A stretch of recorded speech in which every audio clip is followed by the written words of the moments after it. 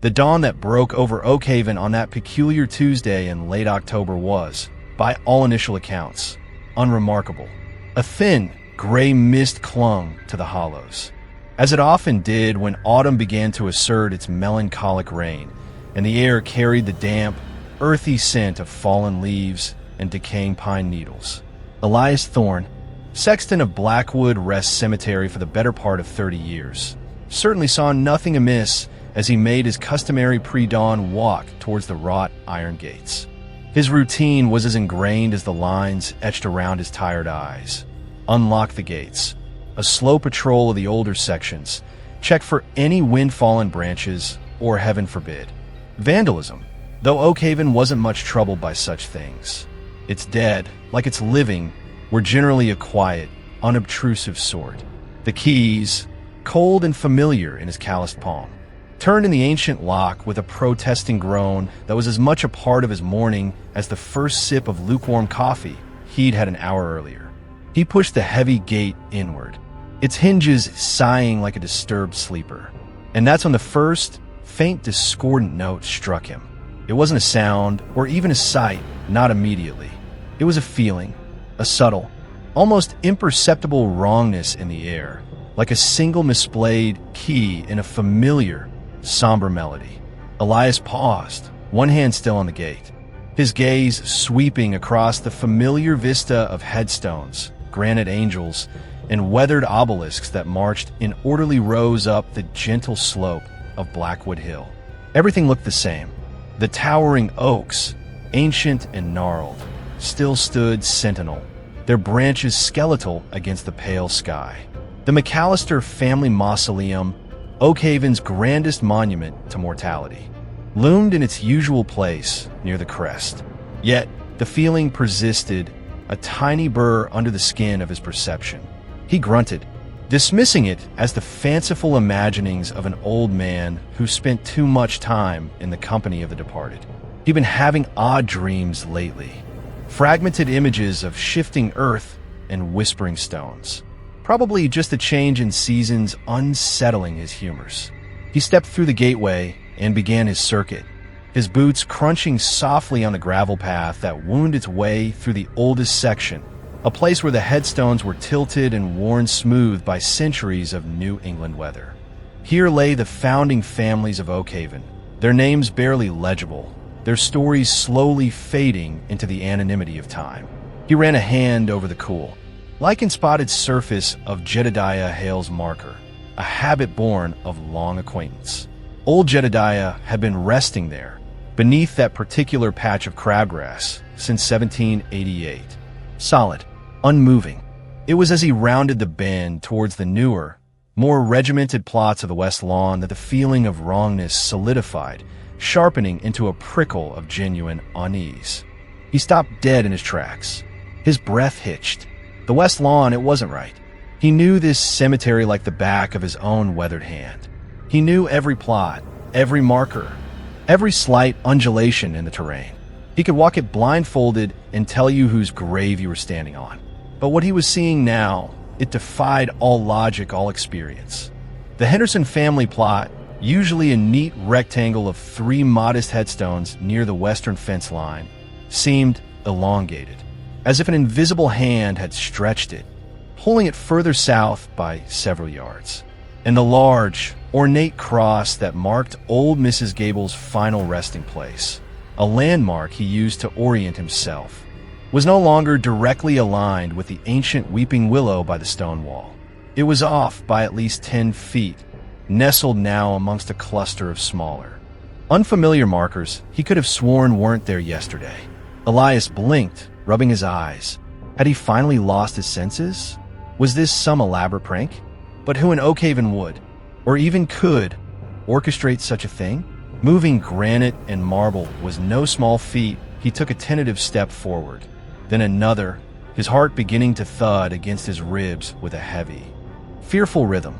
His gaze darted around, trying to reconcile the map of Blackwood Rest etched in his mind with the alien landscape now before him. It was as if the entire cemetery had been subtly rearranged. Not drastically, not like an earthquake had upended it, but more like a giant, unseen hand had nudged and shifted and slid the graves. Like pieces on a vast, macabre game board. He found himself standing before a particularly stark, gray headstone, relatively new-looking yet streaked with what appeared to be fresh. Damp earth clinging to its base. The name carved into it was Isolde Blackwood. Elias frowned. He knew all the Blackwoods interred here. The name Isolde was entirely unfamiliar. And the date of death, 1697. 1697? Impossible. This section of the cemetery hadn't even existed then. The oldest graves, the known oldest graves, were on the other side of the hill, dating back to the mid-1700s. This stone, this grave, had no right to be here. It had no right to exist. A cold dread, far colder than the autumn morning, began to seep into Elias Thorne's bones. He backed away from the Isolde Blackwood stone, his eyes wide, scanning the rows around him with a growing sense of panic. He saw other anomalies now, dozens of them, markers he'd never seen before, bearing names that echoed from a distant, almost mythical past of Oakhaven, names he'd only ever read in the crumbling town archives. Graves that, by all rights, should have been lost to time, or never been here at all, were now present, solid, undeniable under the weak dawn light. And familiar graves, graves he'd tended for years, were subtly out of place, jostled, as if the very earth beneath them had sighed and resettled, bringing forgotten things to the surface and pushing known things aside. His gaze fell upon a small, moss-covered stone, half hidden behind the much larger monument of a former town mayor. He didn't recognize it. He knelt, his old knees protesting, and brushed away the damp leaves and clinging soil. The inscription was faint, almost erased by time, but he could make out a single word: Lydia. Beneath it, a date, lost to the Whispering Fun, 1703. The Whispering Fun. That was a place of local legend, a swampy, treacherous area miles from Oakhaven, long since drained and developed in his grandfather's time. No one from Oakhaven was ever buried from the Fun. Not in Blackwood Rest. It was considered unhallowed ground. Yet here was Lydia, a silent, impossible testament. Elias scrambled to his feet, a choked gasp escaping his lips. This wasn't a prank. This wasn't a dream. This was something else. Something monstrously, terrifyingly other. The ground beneath his feet, the familiar, sacred soil of Blackwood Rest, felt suddenly alien, unstable. He turned, stumbling back towards the gate, his mind reeling. The orderly rows of the dead had become a chaotic, horrifying puzzle. The whispers he dismissed from his dreams now seemed to echo in the rustling leaves of the ancient oaks, carrying not the peace of eternal rest, but a chilling, ancient secret. Blackwood Rest Cemetery had moved, or more terrifyingly, something within it, something deep within the earth, had stirred and rearranged the very fabric of death in Oakhaven. And Elias Thorne, its lifelong custodian, knew with a certainty that chilled him to his very soul that this was only the beginning. The sun was barely tracing the horizon, but a profound darkness was already falling over Blackwood Rest, and soon it would engulf the unsuspecting town of Oakhaven. The dead were restless, and their secrets were clawing their way to the surface. Chapter 1. The Unsettling Shift. Elias Thorne didn't just stumble, he fled. His old legs, usually steady from years of walking the gentle inclines of Blackwood Rest, carried him with a desperate, arthritic urgency he hadn't felt since a foolish boyhood dare involving a supposedly haunted barn and a very real, very angry bull. The wrought iron gates, which he had opened with such workaday indifference mere minutes before, now seemed like the threshold to a nightmare from which he was barely escaping. He fumbled with the heavy ring of keys, his trembling fingers struggling to find the one for the main lock, dropping them once onto the dewy grass with a frustrated sob. The jingle of the keys hitting the ground sounded unnaturally loud in the pre-dawn stillness, each metallic note a tiny hammer blow against his frayed nerves. He didn't look back. He couldn't. The image of Isolde Blackwood's freshly soiled headstone proclaiming a 17th century death in a 19th century plot, was burned into his retinas. The way the familiar lines of the West Lawn had seemed to warp and stretch, the impossible appearance of names from Oakhaven's most shadowed folklore. It was too much. The rational part of his mind, the part that had meticulously cataloged births, deaths, and burials for 3 decades, was screaming in protest, overwhelmed by a reality that had simply ceased to make sense. He finally managed to secure the gate, the click of the heavy bolt sounding like a final, desperate seal against the encroaching madness within. He leaned against the cold iron, chest heaving, the metallic scent of the old gate mingling with the damp earth and his own terrified sweat. He had to tell someone. But who? Who would believe such a preposterous tale? That the dead, in their silent, earthen beds, had collectively decided to rearrange their eternal neighborhood overnight? His first thought was Sheriff Brody. A practical man, Brody, not given to flights of fancy. He'd probably tell Elias he'd been at the communion wine again, or that he needed a long vacation. But the evidence... Elias clutched at the thought. The evidence was there, solid and undeniable, in the cold granite and disturbed soil of Blackwood Rest. He had to make Brody see. He pushed himself off the gate and began the half-mile trek towards the town proper, his pace still hurried, his gaze darting nervously towards the tree line that bordered the cemetery, as if expecting the misplaced tombstones to somehow follow him, to sprout from the very asphalt of the road. The rising sun did little to dispel the chill that had settled deep within him. Its nascent light seemed weak, tainted by the impossible things he had witnessed. Oakhaven was still mostly asleep, curtains drawn, the occasional porch light casting a lonely yellow gleam. It looked so normal, so peaceful, a stark, painful contrast to the chaos he had just fled. He found Sheriff Frank Brody at Miller's Diner, a sanctuary of fluorescent light and the comforting aroma of frying bacon and strong coffee. Brody was in his usual booth by the window, a half-eaten plate of eggs before him, the morning paper spread open. He looked up as Elias burst through the door, the bell above it jangling with frantic energy. Brody, a man whose face seemed permanently set in an expression of weary patience, raised an eyebrow. Elias? You look like you've seen a ghost, or wrestled one. What's got you so spooked this early? He asked, his voice calm, a little amused. Several of the diner's other early patrons, mostly workmen and a couple of town elders nursing their first coffees, turned to look. Elias stood there, panting, his face pale, his usually neat gray hair disheveled. Frank, Blackwood Rest. It's wrong, he stammered, words tumbling out in a disjointed rush. The graves, they've moved. All of them. Not all, but many. And they're new ones. Old ones. Graves that shouldn't be there. Graves that can't be there. He saw the flicker of concern in Brody's eyes, quickly replaced by a carefully neutral expression that Elias knew meant the sheriff was already categorizing this as old man losing his marbles. Elias, slow down, Brody said, putting down his fork. What do you mean, the graves have moved? Like a landslide? We had a bit of rain last night, but nothing that severe. No, not a landslide, Elias insisted, his voice rising in pitch, drawing more curious stares. He lowered it, leaning over Brody's booth, his hands gripping the edge of the Formica table. Frank, I'm telling you, it's like someone or something rearranged the whole damn cemetery. The Henderson plot is 10 yards south of where it should be. Old Man Hemlock's angel is facing east now, not west. And there's a stone for an Isolde Blackwood, died 1697, right in the middle of the new section. I've never seen it before in my life. And dozens more, names I only know from the oldest town records. If at all. Martha, the waitress, paused in her pouring of coffee at a nearby table, her eyes wide. Brody sighed, running a hand through his own thinning hair. Elias, you sure you didn't just get turned around up there? It's still pretty misty. Maybe you had a bad dream. It stuck with you.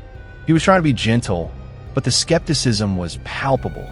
I've been sexton of Blackwood Rest for 32 years, Frank, Elias said, his voice now low and intense, a desperate plea for belief. I know every blade of grass, every chip in every stone. I'm not mistaken. I'm not mad. Something terrible has happened up there. You have to come see." The sheriff looked at Elias's genuinely terrified face, the tremor in his hands. Elias Thorne was not a man prone to hysterics. He was as solid and dependable as the ancient oaks in the cemetery he tended. Brody hesitated. "All right, Elias. All right, let me finish my breakfast, and I'll take a ride up there with you. But if this is some kind of early Halloween prank—" "It's no prank, Frank," Elias said, his voice hollow. "God, I wish it were."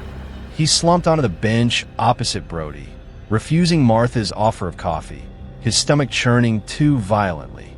He just sat there, staring out the window at the waking town, feeling a profound sense of alienation. How could Oakhaven continue its mundane routines when its very foundations, the sanctity of its dead, have been so profoundly, terrifyingly violated? An hour later, Sheriff Brody's cruiser crunched to a halt outside the gates of Blackwood Rest. The sun was higher now, but a stubborn gray haze still clung to the trees within the cemetery walls, lending the scene an appropriately somber, almost foreboding atmosphere. Elias got out, his legs stiff, his earlier panic now overlaid with a grim determination. Brody exited more slowly, his expression one of indulgent skepticism mixed with a professional obligation to investigate even the most outlandish claims, especially from a respected, albeit agitated, citizen. "Okay, Elias," Brody said, adjusting his gun belt, a purely habitual gesture. "Show me these dancing tombstones." Elias didn't respond to the jibe. He simply led the way through the gates, his heart thudding anew as he braced himself to confront the impossible once more. He took Brody directly to the west lawn, to the spot where his own disbelief had first crystallized. "There," Elias said, his voice raspy, pointing towards the Henderson plot. "That's where I first noticed. See? It's further down. And those smaller stones beside it, they weren't there yesterday. I swear on my mother's grave, which, God willing, is still where it's supposed to be, they weren't there." Brody squinted, then walked over to the Henderson plot. He looked at the headstones, then looked back at the general layout. He was a man who dealt in facts, in measurable disturbances. This was harder to quantify if he didn't have Elias's intimate, encyclopedic knowledge of the place. "It looks like a cemetery, Elias," Brody said, though a small furrow had appeared between his brows. "Maybe they always looked like that, and you just misremembered the exact positioning." Elias felt a surge of frustration. "Misremembered? Frank, I could draw you a map of this entire section from memory, down to the inch. That plot for Josiah Gable, the one with the broken cherub? It was always 3 plots north of the main path, aligned with the big maple. Now look, it's almost on the path, and the maple's a good 20 feet away from its usual line of sight." He was waving his arms, his voice gaining that agitated edge again. Brody, to his credit, walked over to the Gable plot, then looked towards a maple tree Elias indicated. He was silent for a long moment, his gaze moving back and forth. He wasn't a surveyor, but even he could see that the angles Elias was describing seemed plausible. Plausibly wrong, if Elias was correct. And the new ones, Frank. The impossible ones, Elias pressed, leading him towards a stark gray stone he'd found earlier. Isolde Blackwood, died 1697. Look at it. The stone's barely weathered, but the date and the earth around it. It looks freshly disturbed, but old disturbance. It doesn't make sense. Sheriff Brody knelt beside the Isolde Blackwood stone. He ran a finger over the carved numerals. 1-6-9-7. He touched the soil at its base. It was damp, crumbly, and indeed looked as if it had been recently turned, yet there was no sign of digging tools, no discarded sod. Just the stone, rising from the earth as if it had always been there, yet simultaneously screaming its newness. He looked around. Other stones, some small and unassuming, others larger, more ornate, but all bearing an indefinable air of antiquity and yet recent arrival, seemed to pepper this section, which Elias swore had been uniformly more modern just the day before. Brody stood up slowly. The furrow between his brows had deepened. He was no longer looking at Elias, as if the old man were senile. He was looking at the cemetery with an expression Elias had never seen on his face before. A dawning, profound unease. "This is old Blackwood," Brody said, his voice carefully neutral. "You're certain this stone wasn't here?"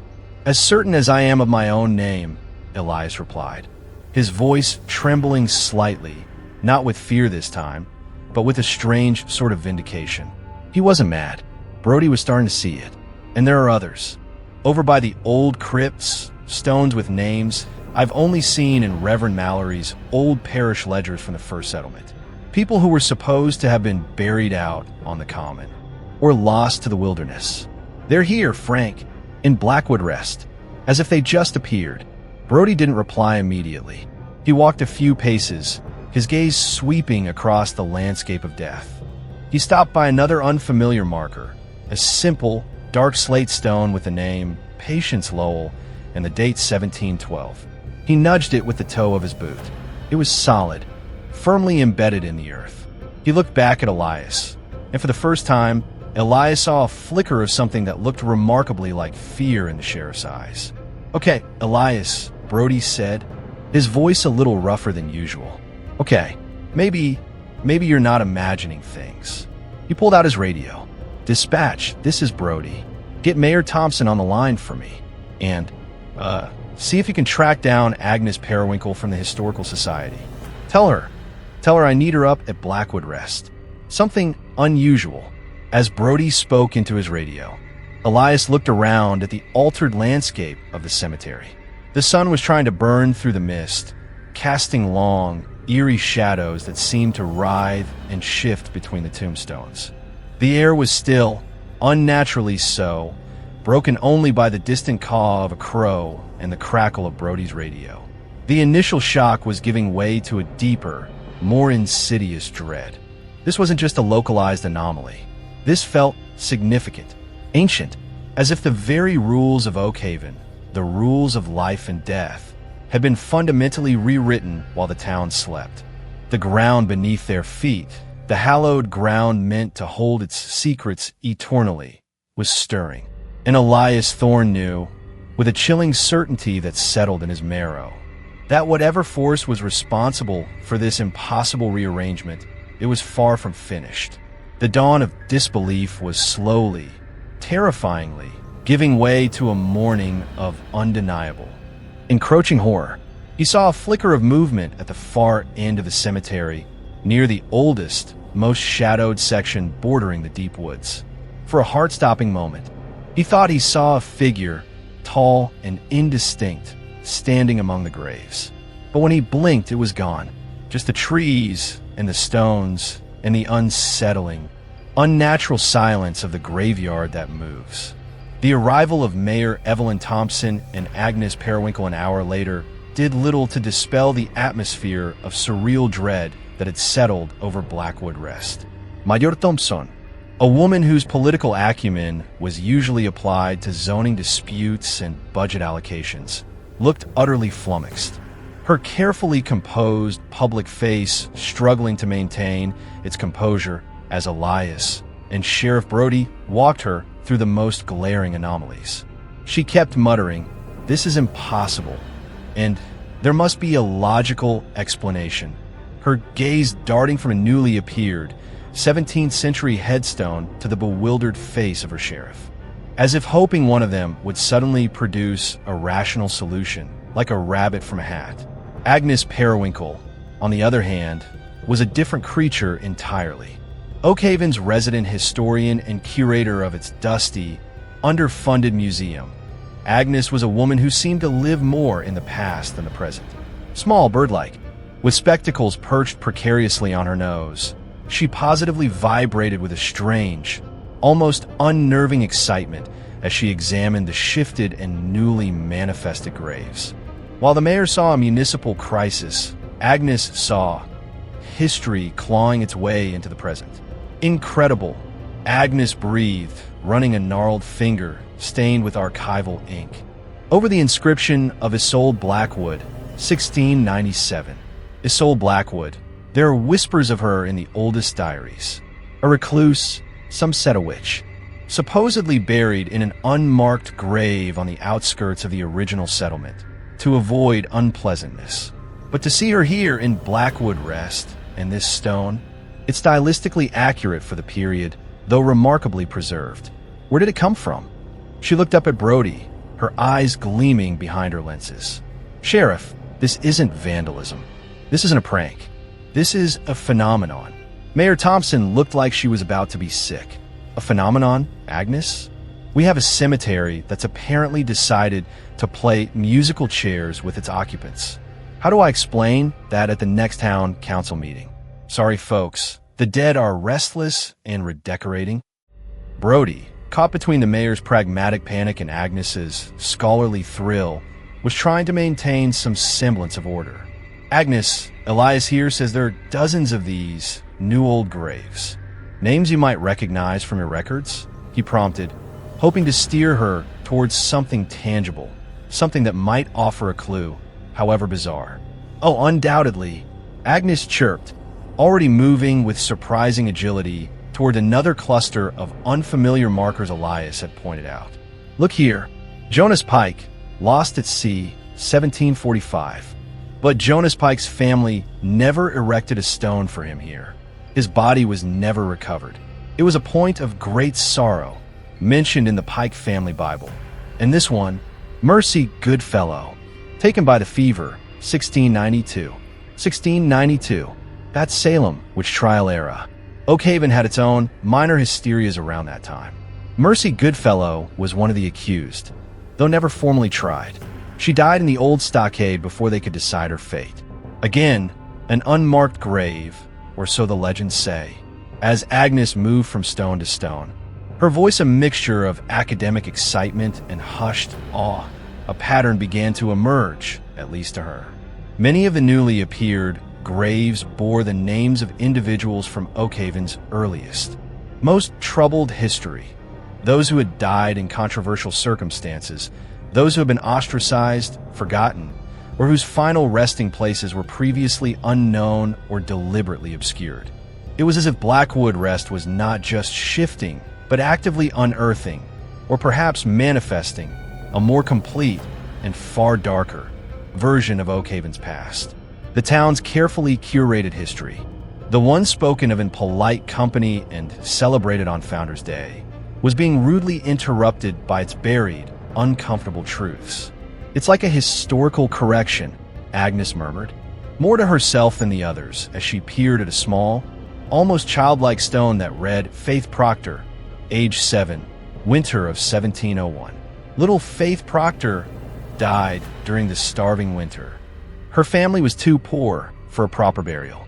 They said she was laid to rest in the common field, with others who perished. But here she is. She straightened up, her gaze sweeping across the subtly altered landscape. It's not just random. There's a narrative to this, Sheriff. The cemetery is telling us a story we've either forgotten or chosen to ignore. Mayor Thompson wrung her hands. A narrative?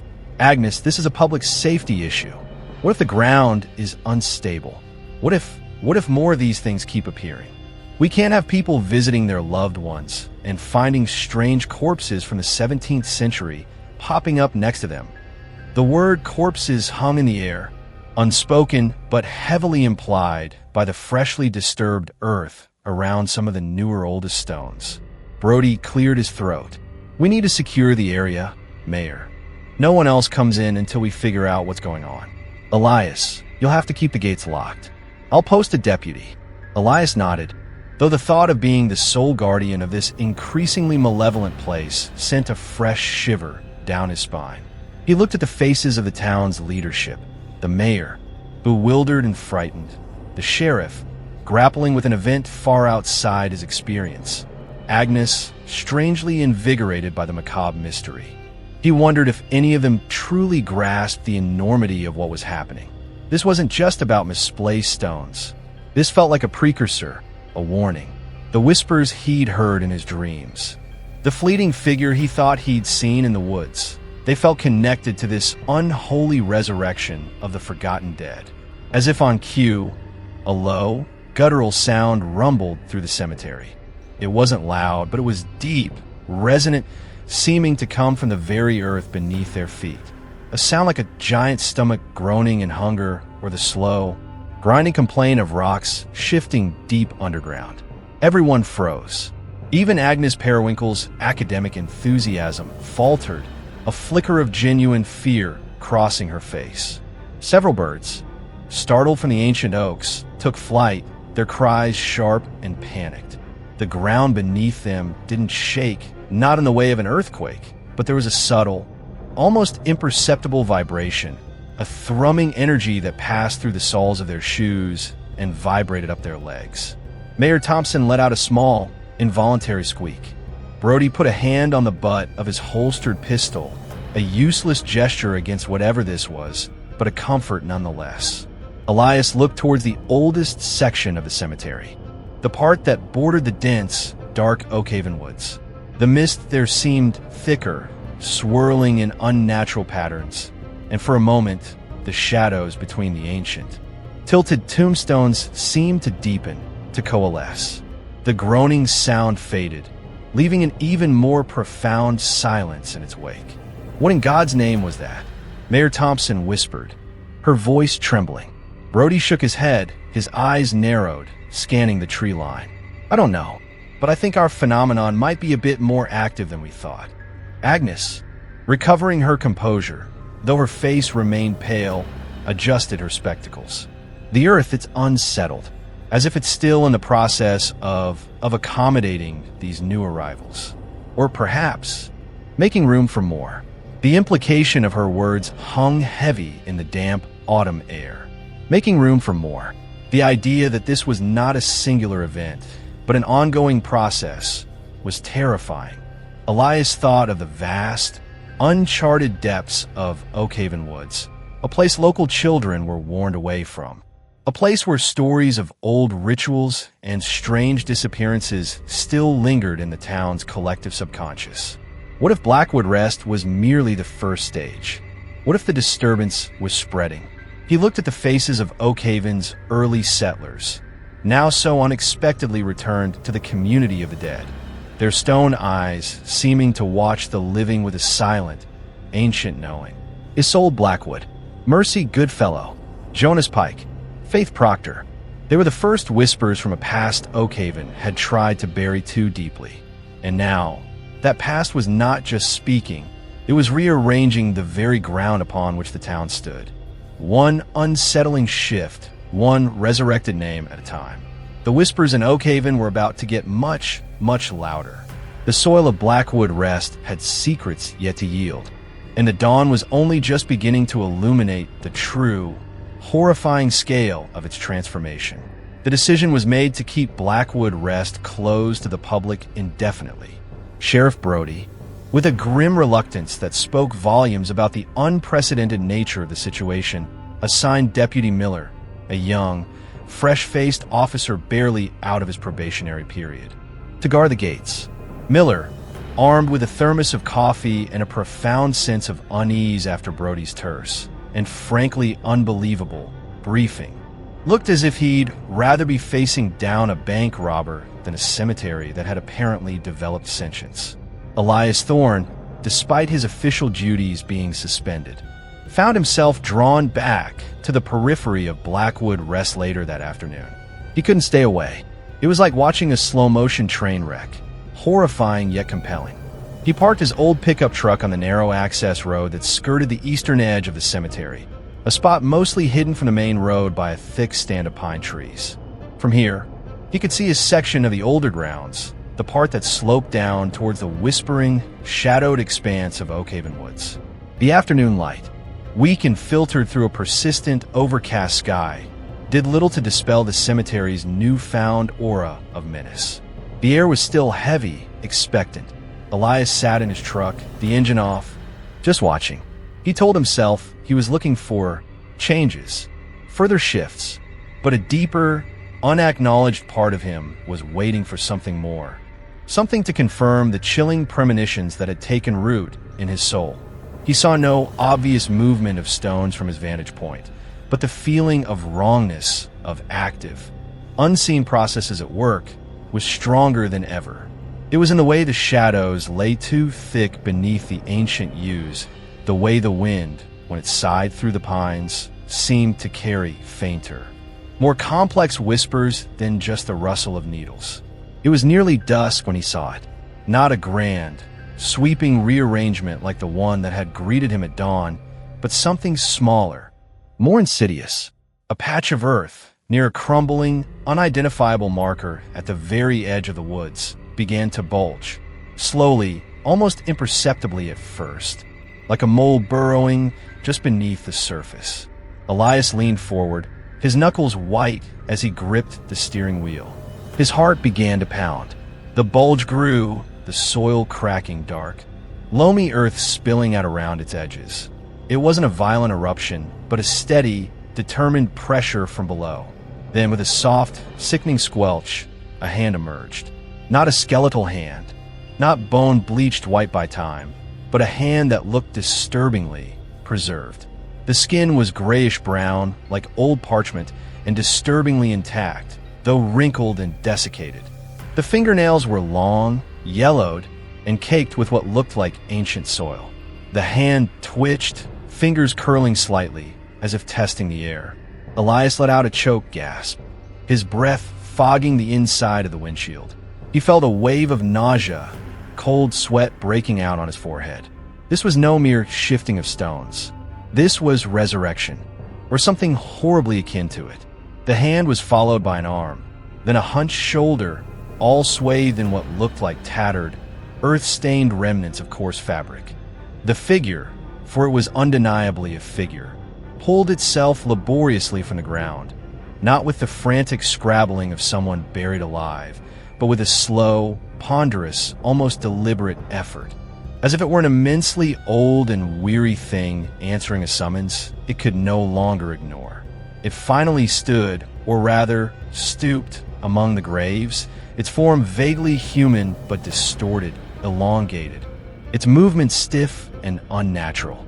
Its face was turned away from Elias, hidden in the deepening shadows, but he could see long, matted hair, the color of dried leaves, clinging to its skull. He should have driven away.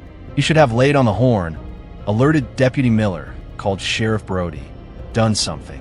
But he was frozen, transfixed by a horror so profound, so fundamentally violative of natural law, that his mind struggled to process it.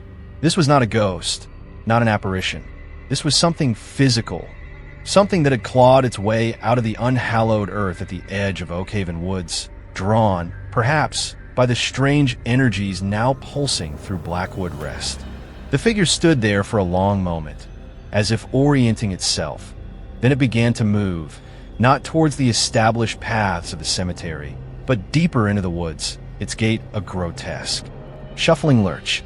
It disappeared among the trees, swallowed by the encroaching darkness, leaving behind only the freshly disturbed earth and a lingering, faint scent of decay and damp soil that seemed to seep even into Elias's truck.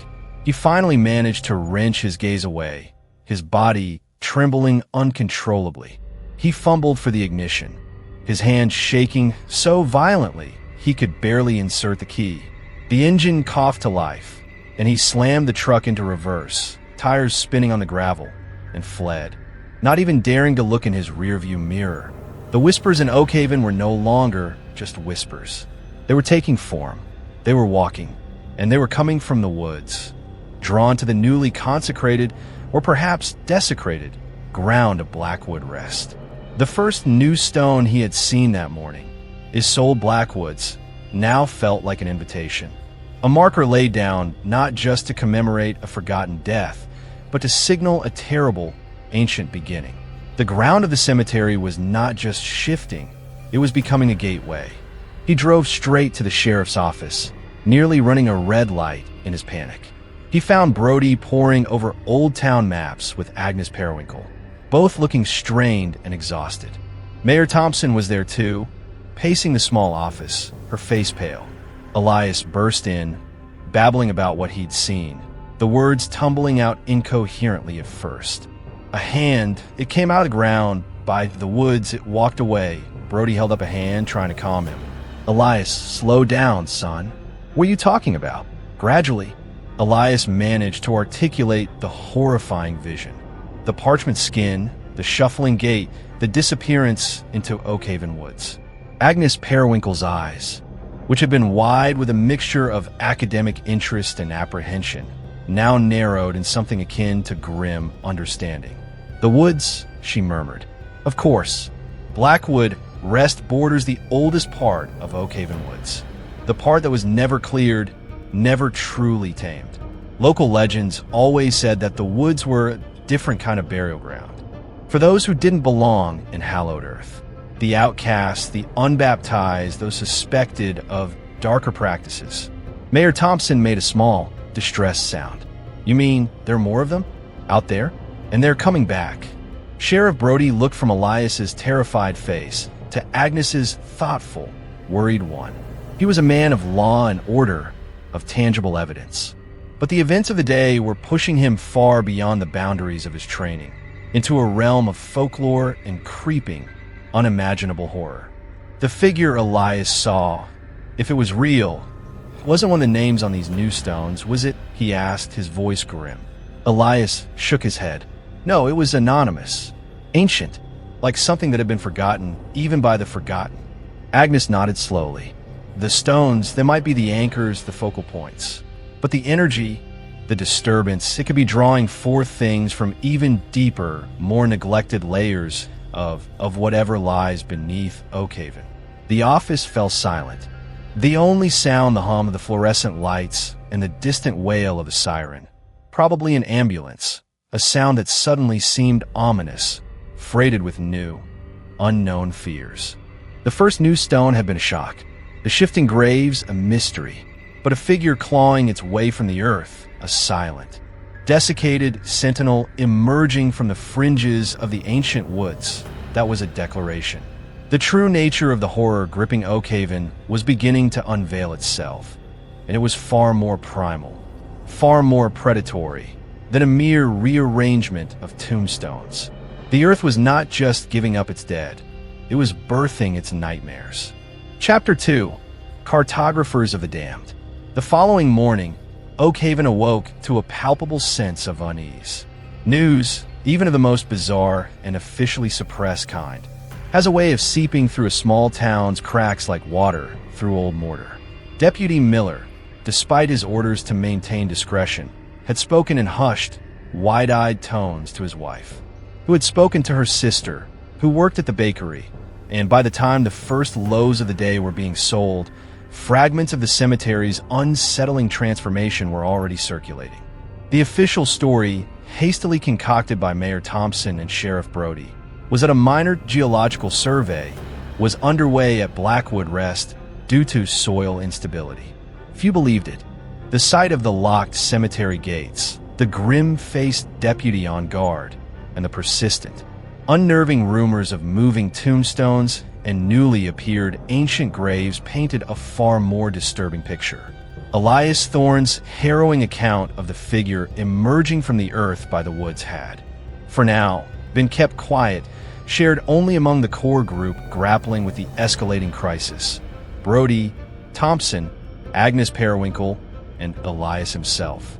They knew that unleashing the particular horror onto the towns already frayed, nerves would incite outright panic.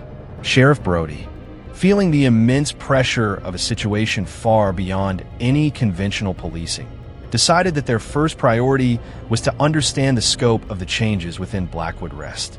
We need a map, he declared, standing in the cold, damp air just inside the cemetery gates, the ever-present mist swirling around his ankles. Not the old plot map Elias has, though God knows that's invaluable. We need a new one, a map of what Blackwood Rest is now. Every stone, every shift, every new arrival. He looked at Agnes Periwinkle. Agnes, you know the history. You recognize these names. You and Elias. I need you to go in there and document everything. Carefully. Note the old locations where possible and chart the new ones. Note every unfamiliar name, every impossible date. I need to see if there's a pattern, a reason, a damn blueprint to this madness. Agnes, despite the underlying fear that now tempered her academic curiosity, nodded with a grim sense of purpose. "It's the only logical approach, Sheriff. We must attempt to understand the language of this event. If the cemetery is speaking to us, as I believe it is, we must learn to read its new lexicon."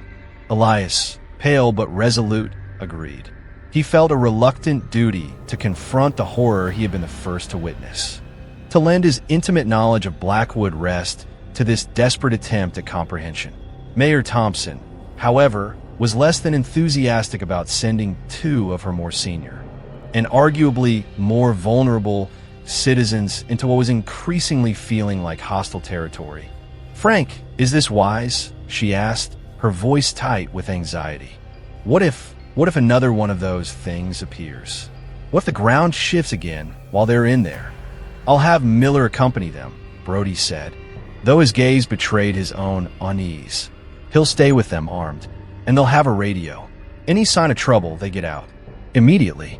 But we can't just sit here and wait for the whole damn town to turn into a graveyard. We need information."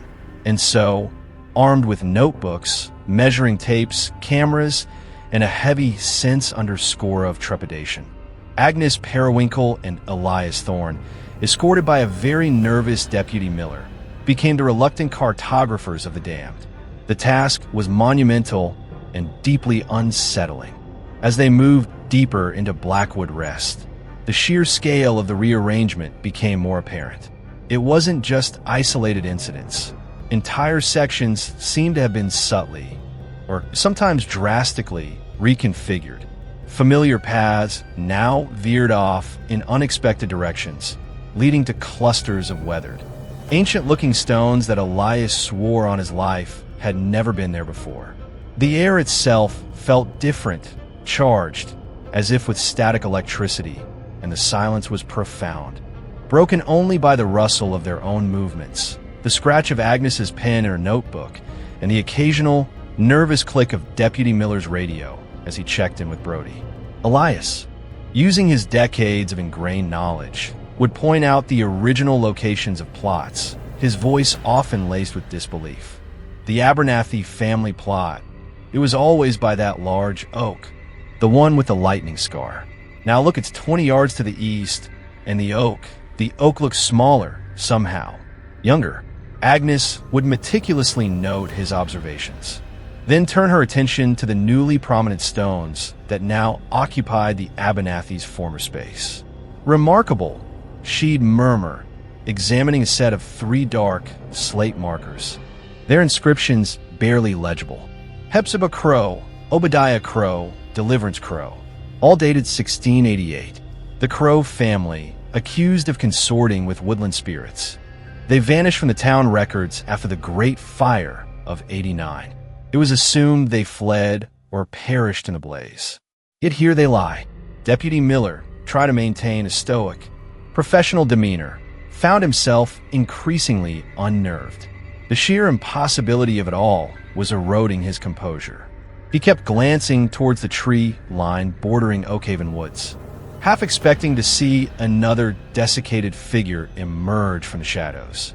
The stories his grandmother used to tell him, folk tales about the things that lived deep in those woods, things best left undisturbed, now seemed far less fanciful. He found his hand straying frequently to the butt of his service weapon, though he had no clear idea what he would even shoot at. How do you arrest a shifting cemetery? How do you subdue a 17th century ghost that decides to take up residence in the 21st century? As they worked their way through the West Lawn, where Elias had first encountered the impossible Isolde Blackwood stone, Agnes made a chilling discovery. "Elias, look at this," she said, her voice hushed, pointing to a small, unassuming marker almost hidden by a tangle of overgrown ivy. It was another new arrival, a simple field stone with crude lettering. Child of the Fun.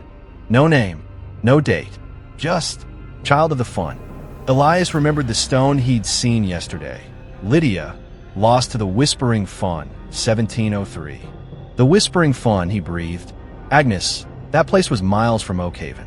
A cursed bog, they called it. Nothing good ever came from there. Agnes was already on her knees, carefully clearing away the ivy. There are stories, Elias, very old stories, that the fawn was a place of offering, a place where things were given to appease something ancient that resided there.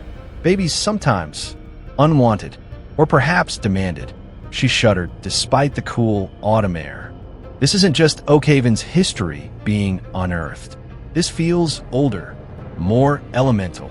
Deputy Miller, who had overheard, swallowed hard. Offerings? Like human sacrifice? Agnes didn't answer directly. She simply looked from a child of the Fawn Stone towards the distant, brooding expanse of Oakhaven woods, her expression one of profound disquiet. The mapping continued for hours, a slow, painstaking process. They documented dozens of new old graves, names that range from the tragically obscure to the darkly infamous in Oakhaven's buried annals. There were victims of forgotten plagues, individuals who had challenged the rigid, puritanical structures of the early settlement, those who had simply vanished without a trace, their fates unknown until, apparently, now. And with each new discovery, the feeling grew that Blackwood Rest was not just passively revealing these lost souls, but actively curating them, arranging them with a cryptic, unsettling purpose. The pattern, if there was one, was not immediately obvious, but the sheer intentionality of it was terrifying. It was as if an unseen intelligence was at work, rewriting the very narrative of Oakhaven's deathscape. As the afternoon wore on, the light began to fade, the shadows lengthening and deepening, transforming the familiar monuments into grotesque, alien shapes. Deputy Miller was growing increasingly agitated. "Sheriff wants us out of here before dark," he announced, his voice a little too loud. "Says the atmospheric conditions are deteriorating." Elias and Agnes, though reluctant to leave their task unfinished, knew he was right. The cemetery felt different as dusk approached, the charged atmosphere thickening, the silence becoming more oppressive. As they were packing up their notes and equipment near the McAllister Mausoleum, a grand, if somewhat ostentatious, structure of granite and marble, Elias noticed something new. A thin, dark crack had appeared in the heavy stone door of the mausoleum. He was certain it hadn't been there that morning. He ran his fingers over it. It was fresh, the edges sharp. "Agnes," he called softly. "Look." Agnes and Miller joined him. The crack was undeniable, a jagged line running from the top of the door down to the heavy bronze handle. "That wasn't there before," Miller stated, his voice flat. "I specifically checked this morning." The mausoleum was sealed tight. As they watched, a faint, grating sound emanated from within the mausoleum, the sound of stone grinding against stone. A puff of dust, smelling of ancient decay and something else, something metallic and vaguely unpleasant, escaped from the new crack. Then, from deep within the cold, dark interior of the McAllister family's final resting place, came a sound that froze the blood in their veins. A low, mournful moan. It wasn't the wind. It wasn't the settling of an old structure. It was a sound of profound, centuries-old sorrow, a voice from beyond the veil, and it was coming from inside a tomb that had been sealed for over 100 years. The mapping of Blackwood Rest had just revealed that its horrors were not confined to the newly appeared graves. They were also stirring within the old. The moan from within the McAllister Mausoleum seemed to suck the remaining warmth from the autumn air. Deputy Miller, his face ashen, instinctively drew his firearm, pointing it vaguely towards the heavy stone door, though the gesture felt utterly futile against whatever resided within.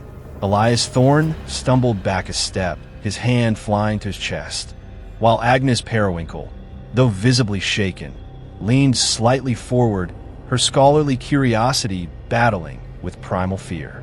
The sound, a long, drawn-out lament filled with an almost unbearable desolation, echoed for a few chilling seconds before fading into an even more profound silence. No one spoke. The only sounds were the ragged breathing of the three living souls outside the tomb and the distant, unnerving caw of a crow winging its way towards the darkening woods. "Sheriff," Miller finally choked out, his voice ho_rs as he fumbled for his radio. "Sheriff Brody, come in." We've got a situation at the McAllister Mausoleum. Sounds like there's something alive in there. Or not alive. Sir, you need to get up here. Brody's voice, crackling with static, came back, sharp with alarm. Alive? Miller, what in God's name are you talking about? Explain. Miller struggled to articulate the experience. The words moan, inside, and sealed tomb, tumbling out in a disjointed stream. Elias, recovering slightly, took the radio. Frank, it's Elias. There was a sound, a voice, coming from inside the McAllister crypt, and there's a fresh crack in the door. Something's happening in there. The wait for Sheriff Brody and reinforcements. In this case, 2 more deputies who looked as bewildered and apprehensive as Miller felt like an eternity. The sun had dipped below the tree line, plunging Blackwood Rest into a deep twilight that seemed to animate the shadows, making them writhe and stretch between the tombstones. The air grew colder, and a damp mist began to rise from the ground, coiling around their ankles like spectral tendrils. No further sounds came from the mausoleum, but the sense of a baleful presence within, of something ancient and sorrowful stirring from its long slumber, was almost palpable. When Brody arrived, his flashlight cutting a sharp swathe through the gloom, he found a small group huddled near the mausoleum, their faces pale and strained. He listened to their accounts, his own expression growing grimmer with each word. He shone his powerful flashlight on the mausoleum door, illuminating the fresh, jagged crack. He, too, heard nothing from within now but the story, corroborated by 3 increasingly terrified witnesses, was too compelling to dismiss.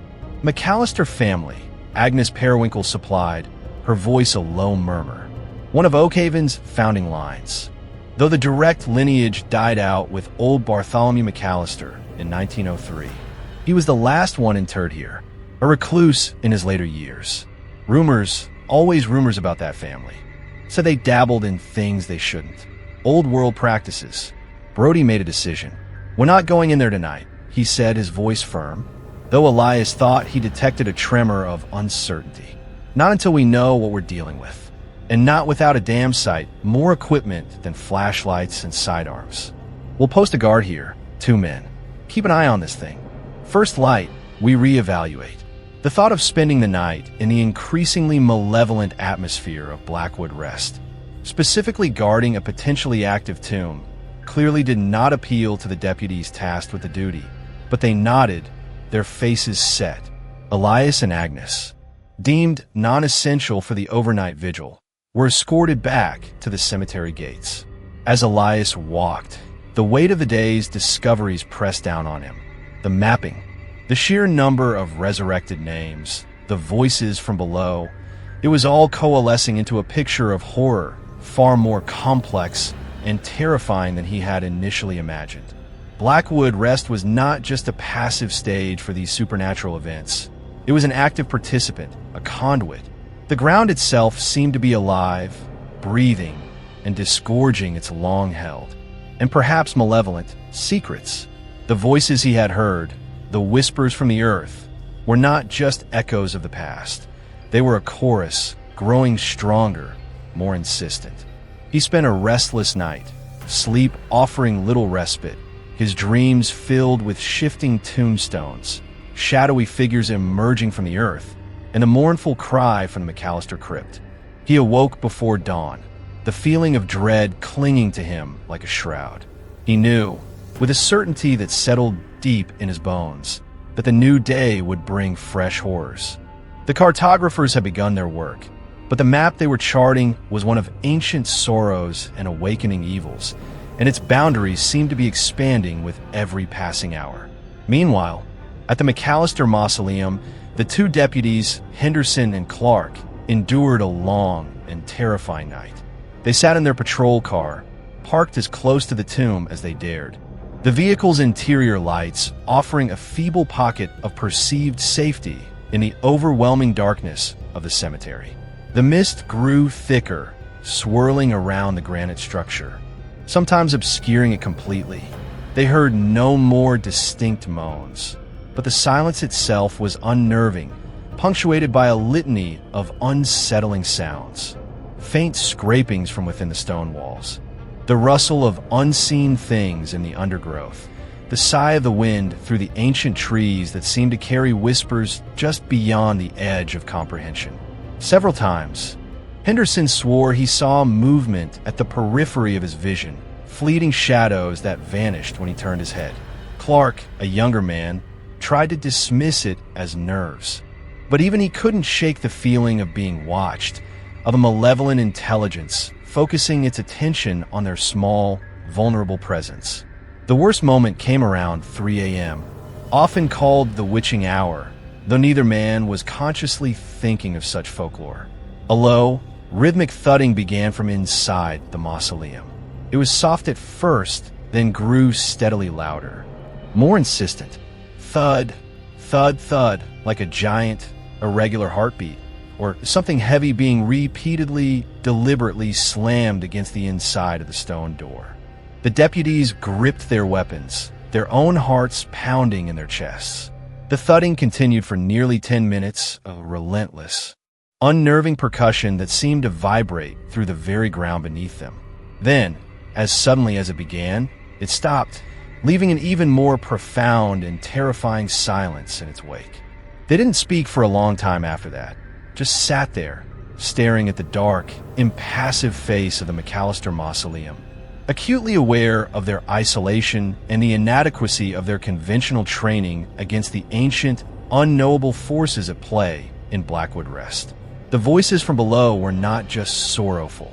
They were becoming demanding, and perhaps they were trying to get out.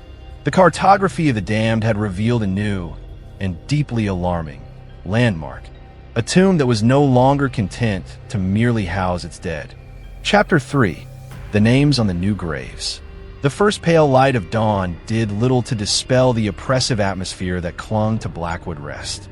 If anything, the gray, watery illumination seemed to accentuate the cemetery's decay and the unsettling newness of its ancient additions. Sheriff Brody, looking like he hadn't slept, arrived with a small, grim-faced contingent that included Elias, Agnes Periwinkle, and 2 more deputies, one of whom carried a heavy-duty crowbar and a sledgehammer, tools that felt both wholly inadequate and alarmingly necessary. The overnight deputies, Henderson and Clark, looked pale and sleep-deprived, their relief at being replaced palpable. They recounted the night's events, the scraping, the whispers, and the terrifying, rhythmic thudding from within the McAllister mausoleum. Their voices hushed, their eyes still wide with remembered fear. Brody listened intently, his jaw tight. The situation was escalating, moving from inexplicable rearrangement to active, potentially hostile phenomena. "All right," Brody said, his voice attempting a confidence he clearly didn't feel. "We need to know what's in there, or what's trying to get out." He looked at the heavy stone door of the mausoleum. The crack Elias had noticed yesterday seemed wider, and a fine dusting of stone powder lay on the threshold. "Agnes, Elias, any idea what we might be dealing with here, historically speaking? Any McAllisters known for unusual proclivities?" Agnes adjusted her spectacles, her gaze fixed on the tomb. Bartholomew, the last one, as I said, was a recluse. His father, Alistair McAllister, was a shipping magnate in the mid-1800s. Made a fortune, some said through less than scrupulous means. There were always stories about the family, whispers of dark dealings, of pacts made to ensure their prosperity. The McAllister crest, if you look closely at the lintel above the door, even contains some unusual symbols. Not strictly heraldic, more esoteric. Elias, remembering the sheer age of some of the other newly appeared graves, felt a chill. If this place is bringing back the old, the very old, what if it's not Bartholomew we're hearing? What if it's something earlier? Something he or his ancestors brought with them or woke up? The thought hung in the air, heavy and unpleasant. The idea that the McAllister tomb might contain more than just the remains of the known family members, that it might be a prison for something far older and more sinister, was a terrifying new dimension to their predicament. Brody gestured to the deputy with the tools. All right, let's try the door. Gently at first. If it doesn't give, we might have to be more persuasive. The deputy, a burly man named Peterson, approached the mausoleum door with evident reluctance. He inserted the tip of the crowbar into the crack, which was now wide enough to accommodate it. He strained, putting his weight into it. The stone door groaned, a sound like 1,000 tormented souls sighing in unison, but it didn't budge. He tried again, grunting with effort. Nothing. It's sealed tight, Sheriff, Peterson said, wiping sweat from his brow despite the morning chill. Or something's holding it from the inside. The implication of his last words sent a fresh wave of unease through the small group. Brody frowned. All right, Peterson. Sledgehammer. Aim for the edges of the crack. We need to widen it enough to see or to relieve whatever pressure might be building. Peterson hefted the sledgehammer, its polished steel head gleaming dully in the gray light. He swung, the hammer connecting with the granite with a sickening thud that echoed through the silent cemetery. Chips of stone flew. He swung again and again, the rhythmic, brutal impacts a stark contrast to the ethereal whispers and moans that had previously characterized the tomb's activity. With each blow, the crack widened, spiderwebbing across the stone. Dust filled the air, smelling of ancient confinement and something else, a faint, cloying sweetness, like overripe fruit mixed with grave mold. After a dozen or so impacts, a significant chunk of the door near the crack broke away, falling inwards with a heavy thud. A waft of intensely cold, fetid air billowed out from the newly created opening, making several of the men cough and recoil. The smell was overpowering now. Decay, yes, but also that strange Swedish odor mingled with something acrid like old burnt chemicals. Brody, covering his nose and mouth with a handkerchief, cautiously approached the opening, shining his flashlight into the Stygian blackness within. See anything? Deputy Miller asked, his voice tense. Brody was silent for a long moment, his flashlight beam cutting a swathe through the oppressive darkness. Then he recoiled, a choked exclamation escaping him. God Almighty, he whispered, backing away from the opening, his face pale. What is it, Frank? Elias pressed, his heart pounding. What did you see? Brody shook his head, as if trying to clear a horrifying image. It's not just Bartholomew in there. The caskets, they're broken open, splintered, and there are bones, piles of them, far too many for just the McAllister family. And something else. In the center, it's not human. Agnes Periwinkle gasped, her hand flying to her mouth. Elias felt a cold dread grip him. Brody, steeling himself, described what he had glimpsed in the wavering beam of his flashlight. A dark, tangled mass in the center of the crypt, something that looked like a grotesque parody of a root system, or a monstrous, multi-limbed insectal creature, woven from what appeared to be blackened, desiccated flesh and sinew, studded with fragments of bone. It was large, filling a significant portion of the tomb's interior, and it seemed to be pulsing very faintly, as if with a slow, deliberate breath. Around it, the coffins of the McAllisters lay shattered, their contents spilled and mingled with other, older-looking skeletal remains, some of which were disturbingly small, almost childlike. It's like a nest, Brody finally managed, his voice hoarse, and the moans, the thudding. I think it's waking up. The revelation struck them all with the force of a physical blow. The McAllister Mausoleum was not just a tomb. It was an incubator, and the thing inside it, this ancient, unholy entity, was connected to the upheaval in the cemetery, perhaps even orchestrating it, drawing power from the newly resurrected dead, or from the very earth itself. The names on the new graves, the forgotten souls of Oakhaven's troubled past, were not just historical curiosities, they were fuel. Major Thompson, who had arrived a few minutes earlier, drawn by the commotion, looked like she was about to faint. We have to destroy it, she stammered, her voice barely a whisper. Burn it. Something. But how? How did one destroy a creature of nightmare that had taken root in the heart of their cemetery? A creature that seemed to be woven from the very fabric of death and decay. As they stood there, paralyzed by the horrifying discovery.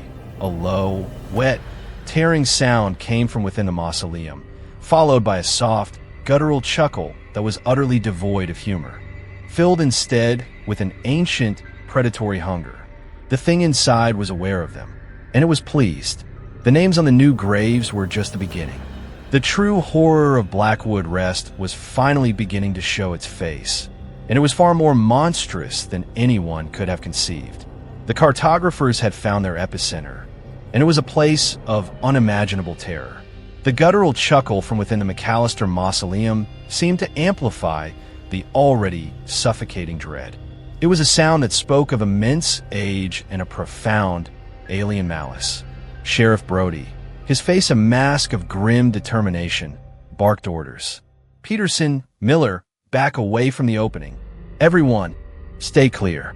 We don't know what that thing is or what it can do. He himself took a few steps back, his hand instinctively going to sidearm, though he knew a 38 special would be laughably ineffective against whatever nightmare lurked within that stone prison. The immediate, overwhelming instinct was to seal the tomb again, to somehow contain the horror.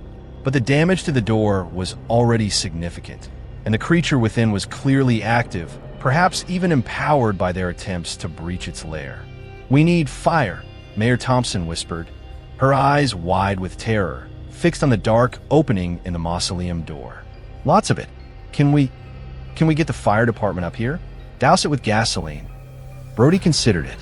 The thought of a massive inferno in the middle of Blackwood Rest, with its ancient trees and dry autumn leaves, was a disaster in itself, and there was no guarantee fire would even harm the creature. Whatever it was, it seemed to be born of decay of the earth itself. Fire might just scatter it, or release something even worse. "Not yet, Mayor," Brody said, his mind racing. "We need to think this through. We don't want to make things worse. Agnes, Elias, any legends, any folklore about things like this? Things that nest in tombs, that draw power from the dead?" Agnes Periwinkle, though clearly terrified, was already sifting through the vast archive of her mind. There are obscure references in some of the older, more suppressed texts from Europe, tales of grave larvae or ossuary elementals, creatures believed to animate from mass burials, from sites of great suffering or unhallowed death. They were said to feed on the essence of the dead, to grow strong in places where the veil between worlds was thin. But those were just stories, ways to explain plagues or mass hysteria. Her voice trailed off, the implication clear. What if those stories weren't just stories? Elias Thorne, his face pale and clammy, remembered the figure he had seen emerging from the earth near Oakhaven Woods.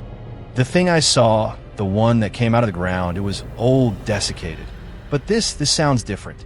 More alive, more powerful. Perhaps they're connected." Agnes mused anew. Horrifying thought dawning. Perhaps the lesser manifestations, the restless spirits, the reanimated dead, perhaps they're drawn here to feed this central intelligence. Like iron filings to a magnet. The new graves, the names appearing, they aren't random. They're a summons, or a buffet. The image of Oakhaven's forgotten dead being consumed. Their very essence fueling the monstrous entity in the McAllister crypt was almost too grotesque to contemplate. But it made a terrifying kind of sense. The shifting cemetery, the emerging graves, the voices from below. It was all part of a larger, horrifying ecosystem of death, with this creature at its apex. Suddenly, another sound came from the mausoleum, sharper this time. A distinct cracking, like old dry bones snapping. Then, a section of the already weakened stone door, near the top, bulged outwards, then fell to the ground with a crash, revealing a larger, blacker opening. From this new breach, a tendril, thick as a man's arm and glistening blackly in the dim light, snaked out. It was segmented like an enormous insect's leg, and it moved with a swift, sinuous grace that was utterly sickening. It quested for a moment in the air, then latched onto the edge of the stone doorway, its tip, which seemed to end in a cluster of small, chitinous hooks, digging into the granite. "It's coming out!" Deputy Miller yelled, his voice cracking with panic. He raised his shotgun, his hands trembling. "Hold your fire," Brody commanded, though his own fear was a palpable thing. He didn't want to provoke it further, not until they had some semblance of a plan. The tendril tightened its grip, and another one, thicker and longer, emerged from the darkness, followed by a third. They moved with a horrifying, coordinated intelligence, testing the air, gripping the stone, pulling. The sounds from within the tomb grew louder, wet, tearing noises, the grinding of stone, and that soft, guttural chuckling, which now sounded like eager anticipation. Elias felt a primal urge to flee, to run as far and as fast as he could from Blackwood Rest, from Oakhaven itself. But he was rooted to the spot, a horrified spectator to this unfolding abomination. He saw the names on the new graves in his mind's eye. Isolde Blackwood, Mercy Goodfellow, the child of the fun, and he understood with a sickening clarity that their unearthing was not an accident, nor a mere historical correction. They were ingredients. Their pain, their forgotten sorrows, their unhallowed deaths. These were the seasonings for a feast of unimaginable horror. The entity in the McAllister tomb was the culmination of Oakhaven's darkest secrets, a monstrous cancer grown from the neglected soil of its past. "We have to seal it back up," Mayor Thompson cried, her voice shrill. "Use the sledgehammer, the crowbar, anything. Block the opening." But it was too late for that. The creature was actively emerging. More tendrils were appearing, black and glistening, their hook tips tearing at the stone, widening the breach. The air grew colder, and the cloying, sweetish odor intensified, now mixed with a new, sharper scent. Something like ozone and rotten meat. Sheriff Brody knew they were out of time. Their investigation into the names on the new graves had led them to the source, and the source was now breaking free. He raised his own weapon, his mind desperately searching for a solution, any solution, to the nightmare unfolding before them. "Fall back," he yelled. "Everyone, back to the main path." Now, the cartographers of the damned had found more than they bargained for. They had found the architect of their town's unmaking, and it was hungry. The true meaning of the shifting graves was about to be revealed, not in whispers or ancient texts, but in the terrifying, physical manifestation of Oakhaven's deepest, most primal horror. Chapter 4, Beneath the Roots.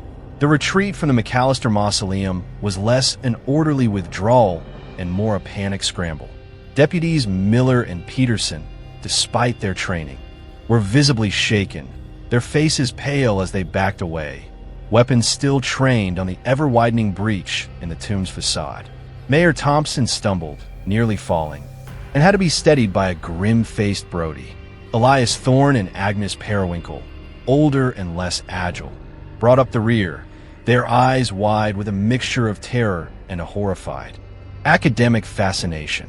The creature, for no other word seemed appropriate, was indeed emerging.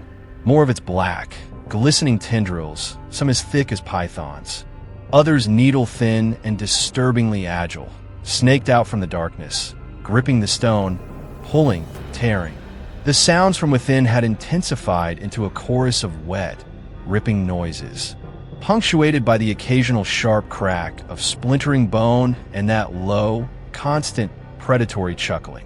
The very air around the mausoleum seemed to shimmer, and the cloying, sweet and sour odor of decay and something alien intensified, making their eyes water and their stomachs churn.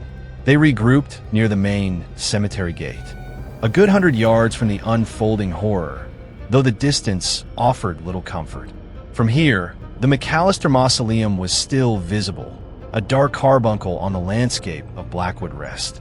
Even from this distance, they could see the continued, inexorable emergence of the thing within. It was not a sudden, violent eruption, but a slow, deliberate, and infinitely more terrifying unfurling, like some monstrous, light-hating bloom finally breaking free of its ancient constraints. "What do we do, Frank?" Mayor Thompson pleaded, her voice trembling. "We can't just let that thing out into Oakhaven." Sheriff Brody ran a hand over his face, his expression bleak. He He was a man of practical solutions, of handcuffs and court orders. This was something else entirely. I don't know, Evelyn, he admitted, the admission costing him. I truly don't. Our priority has to be containment. We need to evacuate the immediate vicinity of the cemetery. Get everyone who lives on the bordering streets out of their homes. Then we try to figure out how to fight a damn nightmare. He looked at Agnes. Agnes, these grave larvae, these ossuary elementals you mentioned. Did the legends say how to stop them? To kill them? Agnes shook her head, her usual academic composure frayed. The texts were vague. Apotropaic rituals, charms, holy water, mostly preventative measures. Once one was fully manifested, they spoke of it needing to be unmade, its constituent parts dispersed, its anchor to this world broken. But how? Her voice trailed off helplessly. The idea of unmaking the colossal, multi-tendrilled horror currently tearing its way out of the McAllister tomb seemed an impossible, almost laughable proposition. Elias Thorne, his mind still reeling, found himself staring at the ground beneath his feet. The familiar gravel of the cemetery path, but didn't feel familiar anymore. It felt thin, unstable. He remembered the groaning sound they had heard the previous day, the sensation of the earth itself vibrating. He thought of the figure he'd seen emerge from the soil near Oakhaven Woods. He thought of the roots of the ancient oaks that studded Blackwood Rest, roots that delved deep into the earth, into the darkness. The roots, he murmured, almost to himself. Brody looked at him. What's that, Elias? The roots, Elias repeated, his voice gaining a strange urgency. The trees, Blackwood Rest. It's named for the Blackwood Oaks, the oldest trees in the county. Their roots, they must run everywhere beneath this place. What if this thing, this creature, what if it's not just in the mausoleum? What if the mausoleum is just where it's surfaced? What if its real body, its real strength, is beneath us, in the earth, woven into the roots of this whole damn place? The idea, once spoken, had a horrifying logic to it. The shifting graves, the ground groaning, the impossible appearance of ancient stones. It all pointed to a subterranean disturbance, a vast, unseen network of which the creature in the tomb was merely the most visible, most aggressive manifestation. Oakhaven Woods, bordering the cemetery, was an ancient forest. Its root systems would be vast, interconnected, stretching for miles. Agnes Periwinkle's eyes widened. Of course, the genius loci, the spirit of the place. Some ancient cultures believed that powerful entities could become tied to the land itself, to its oldest, most enduring features.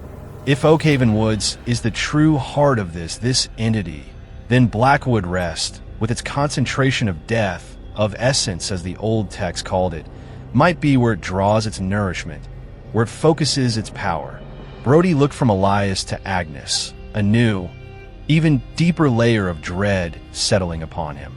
If this thing was not a localized monster, but an intrinsic part of the very land Oakhaven was built upon, then how could they possibly fight it? It would be like trying to fight the earth itself. As if to underscore their horrifying new theory, a tremor ran through the ground, stronger this time, more pronounced than the subtle vibrations they had felt before. It wasn't an earthquake, not in the conventional sense. It was more like a vast, subterranean muscle flexing. Several of the older, more precariously balanced tombstones in the nearer sections of the cemetery wobbled, and one, a tall, slender obelisk, toppled over with a sickening crash, shattering on the hard earth. From the direction of the McAllister mausoleum, there came a deafening, tearing sound, followed by a triumphant, inhuman roar that seemed to shake the very air. The creature was breaking free. "We need to get out of here," Brody said, his voice urgent. "All of us. Now, we'll set up a perimeter further back, near the main road. Miller, Peterson, you're with me. Mayor, you need to initiate the evacuation plan for the streets bordering the cemetery. Use the community center as a staging point. Agnes, Elias, I need you both to come with me. If this thing is tied to the land, to its history, you two are our best hope of understanding it. of finding a weakness. He didn't sound optimistic. As they retreated further, casting terrified glances back at the unfolding chaos, Elias saw something that made his blood run cold. Near the spot where the obelisk had fallen, the earth was churning. Not just disturbed, but actively moving like thick, dark porridge coming to a slow boil. And from this churning earth, small, pale tendrils, no thicker than his thumb, were beginning to push their way to the surface. They looked like albino roots or pallid worms, and they were spreading, questing as if seeking something. The horror was not just emerging from the McAllister tomb. It was beneath their feet. It was everywhere. The ground of Blackwood Rest was groaning on, and it was giving birth to an army of horrors, all seemingly connected to the monstrous intelligence now breaking free just a few hundred yards away. The secrets of the deep soil were being laid bare, and they were far more terrifying than anyone could have imagined. The roots of Oakhaven's nightmare ran deep, and they were beginning to ensnare the entire town.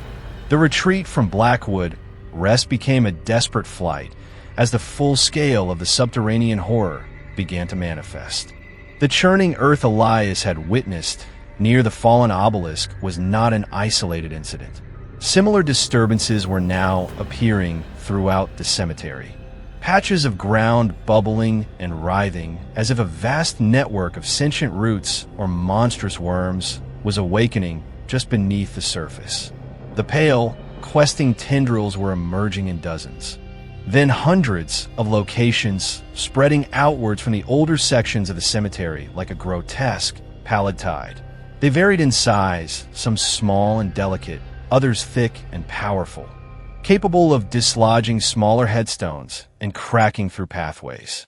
The air filled with the soft, sickening sounds of their movement, a chorus of slithering, tearing, and sucking noises that seemed to emanate from the very bones of the earth. Sheriff Brody established a hasty command post at the intersection of Elm Street and Blackwood Lane, the main road that ran past the cemetery gates. From here, they could still see the wrought iron entrance, now looking like the gateway to some hellish, overrun garden. Panic was beginning to ripple through the nearby residential streets as deputies, their faces grim, went door to door, urging residents to evacuate.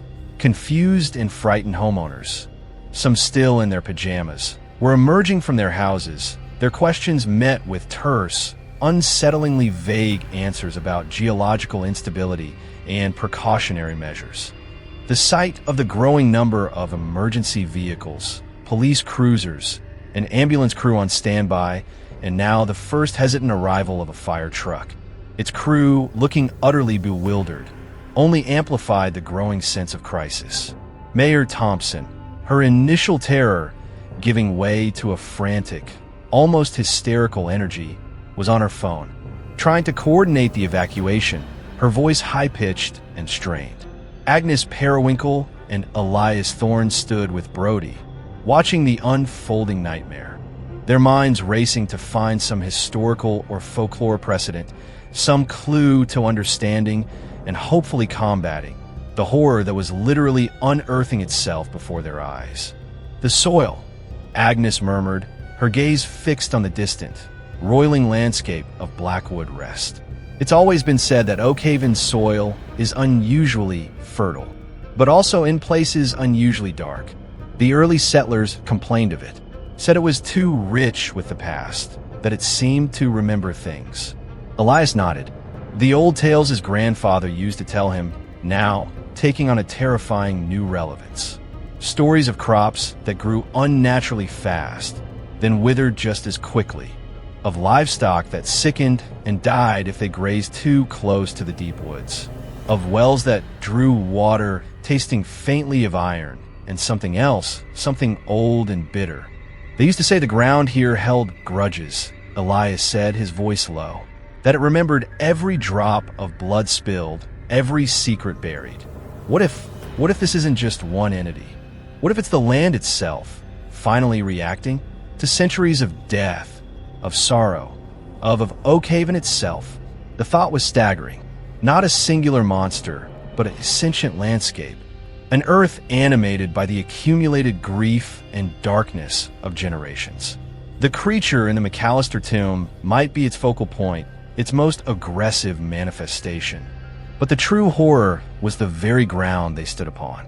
As if to confirm his dreadful hypothesis, a section of the asphalt on Blackwood Lane, not 20 yards from where they stood, began to crack. Not just a simple fissure from settling earth, but a violent upward thrusting, as if something immensely powerful was pushing from below. The crack spiderweb, and then, with a sound like tearing canvas, a cluster of the pale, thick tendrils, larger and more robust than any they had seen so far, burst through the roadway. They were the color of old bone, glistening with a foul slime, and they writhed in the open air, questing, their tips, which resembled blanched, multi-jointed fingers, twitching. One of the deputies, a young man named Calloway, let out a yelp of pure terror and stumbled backwards, nearly dropping his shotgun. "It's spreading beyond the cemetery walls," Brody said, his voice grim, stating the horrifyingly obvious. "It's coming into town." The tendrils on the road seemed to be listening, or smelling. They swayed back and forth, then began to move, slowly but with undeniable purpose, towards the nearest houses on Elm Street. One particularly large tendril, thick as a fire hose, slammed down onto the sidewalk with a wet thud, shattering the concrete.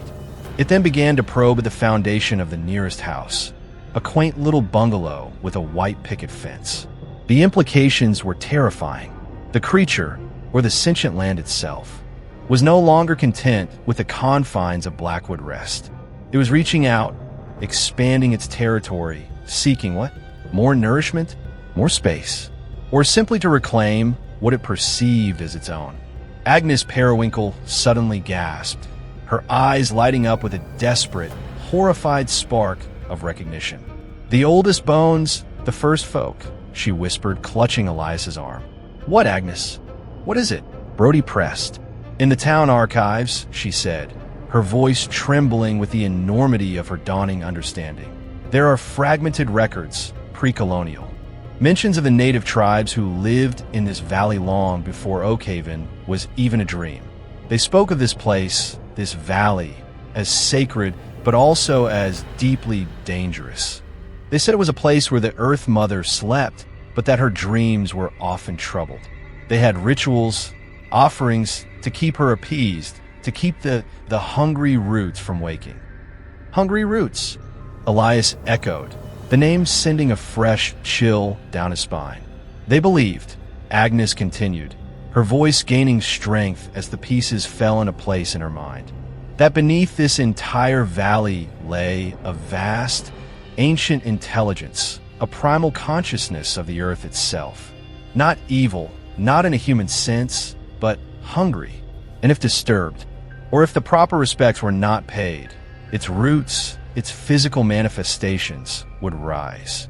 They would reclaim. They would consume. The early settlers, they dismissed these beliefs as pagan superstitions.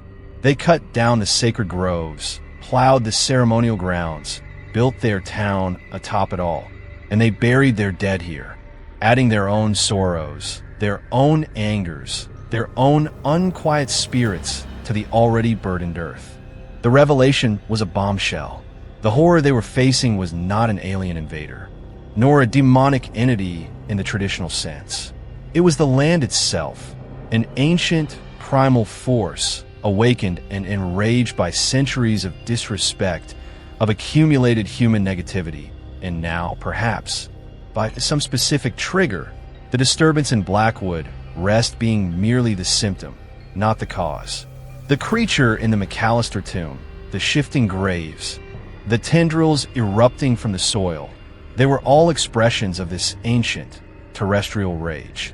Oakhaven was not just built on haunted ground. It was built on the skin of a slumbering, and now very much awake, primordial god. The secrets of the deep soil were not just of human making. They were of the earth itself. And the oldest bones, the bones of those who had first understood this truth, were silent witnesses to a reckoning that had been centuries in the making. The roots were hungry, and Oakhaven was their harvest. The chilling clarity of Agnes Periwinkle's revelation, that Oakhaven was contending not with a mere monster, but with the awakened wrath of the land itself. The hungry roots of ancient native legend cast a pall of near despair over the small group huddled at the makeshift command post. How did one fight the very earth beneath one's feet? How did one appease a primal intelligence whose grievances stretched back centuries before Oakhaven was even a name on a map? Sheriff Brody, though his face was etched with a deep, bone-weary dread, clung to the shreds of his authority, of his duty to protect the town. "All right," he said, his voice raspy but firm. "If this Earth Mother, these hungry roots, if they were appeased before, there must be a way to do it again." "Agnes, did the records mention how? What kind of rituals? What offerings?" Agnes shook her head, her expression bleak. "The records are fragmentary, Sheriff, written by settlers who viewed such practices as devilry. They recorded the existence of rituals, but not the specifics. They spoke of offerings made at certain times of the year, in specific locations, sacred groves, particular rock formations, places where the veil was thin. Most of those sites are long gone, paved over, built upon." She wrung her hands. "We've spent generations desecrating the very places that might have offered us a way to communicate, to pacify." Elias Thorne, listening to Agnes, felt a strange resonance. He thought of the deep, untouched Oakhaven woods, the place where he'd seen the first desiccated figure emerge. The woods were the oldest, most primal part of the local landscape, the least touched by Oakhaven's development. "The woods," he said, his voice barely a whisper. "The old legends, they always said the deepest heart of Oakhaven woods was different, a place the early settlers feared, but the native tribes revered. Could that be a focal point? A place where this Earth Mother could still be reached?" As they spoke, the situation in the town was deteriorating rapidly. The pale, questing tendrils were no longer confined to Blackwood Rest or the immediately adjacent streets. Reports were flooding in from further afield, tendrils bursting through garden lawns, cracking foundations, even pushing their way up through floorboards in older homes. The evacuation was becoming chaotic, residents fleeing with whatever they could carry, their faces masks of disbelief and terror. The sounds of shattering glass, splintering wood, and the occasional, terrified scream carried on the autumn wind. The hungry roots were methodically, relentlessly beginning to dismantle Oakhaven. From the direction of Blackwood Rest, a new, more terrifying sound began to emanate, a deep, rhythmic pulsing like a colossal heartbeat, accompanied by a sound like a giant bellows, as if the earth itself were taking huge, ragged breaths. The creature in the McAllister mausoleum, or whatever had emerged from it, was clearly a central nexus of this terrestrial rage. Brody knew they couldn't just stand by and watch Oakhaven be consumed. "We need to get closer to the woods," he decided, a desperate plan forming in his mind. "Elias, you know those woods better than anyone. Is there a place, an old clearing, a distinctive landmark, something that feels significant?" Elias thought of a place deep within the oldest section of the woods, a place rarely visited, known locally as the Elderstone Clearing. It was a small, natural amphitheater, dominated by a massive, moss-covered boulder, an erratic left by ancient glaciers that local legend claimed had been a site of pre-colonial rituals. It was a place that had always felt watchful. "Ancient. There's the Elderstone," he said. "It's deep in, hard to reach. But it's old. Very old." Brody nodded. "All right. Agnes, you and Elias, you're with me. We need to see if this Elderstone offers any clues. Miller, Calloway, you stay here, coordinate the evacuation, try to keep these things from spreading further into the residential areas if you can. Use roadblocks. Fire if you have to, though God knows if bullets would do any good." He knew it was a fool's errand, trying to hold back an army of sentient roots with shotguns. But he had to try something. The journey towards Oakhaven Woods was a descent into a nightmare. The normally quiet streets were now scenes of chaos and destruction. The pale tendrils were everywhere, ranging in size from mere exploratory shoots to massive, python-like horrors that could tear through asphalt and wood with terrifying ease. They seemed to possess a rudimentary intelligence, a collective purpose, avoiding direct confrontation when possible, but relentlessly probing, pushing, dismantling. They saw one tendril, thick as a man's torso, wrap itself around a lamppost and slowly, inexorably, bend it to the ground with a screech of tortured metal. Another had punched through the window of a parked car, its tip exploring the interior with a horrifying, tactile curiosity. The air was thick with the smell of disturbed earth, shattered wood, and that cloying, sickly sweet odor that seemed to be the signature scent of the hungry roots. Elias led them on a circuitous route, avoiding the main thoroughfares now overrun by the tendrils, taking them through back alleys and overgrown paths that skirted the edge of the woods. As they drew closer to the ancient forest, the atmosphere changed.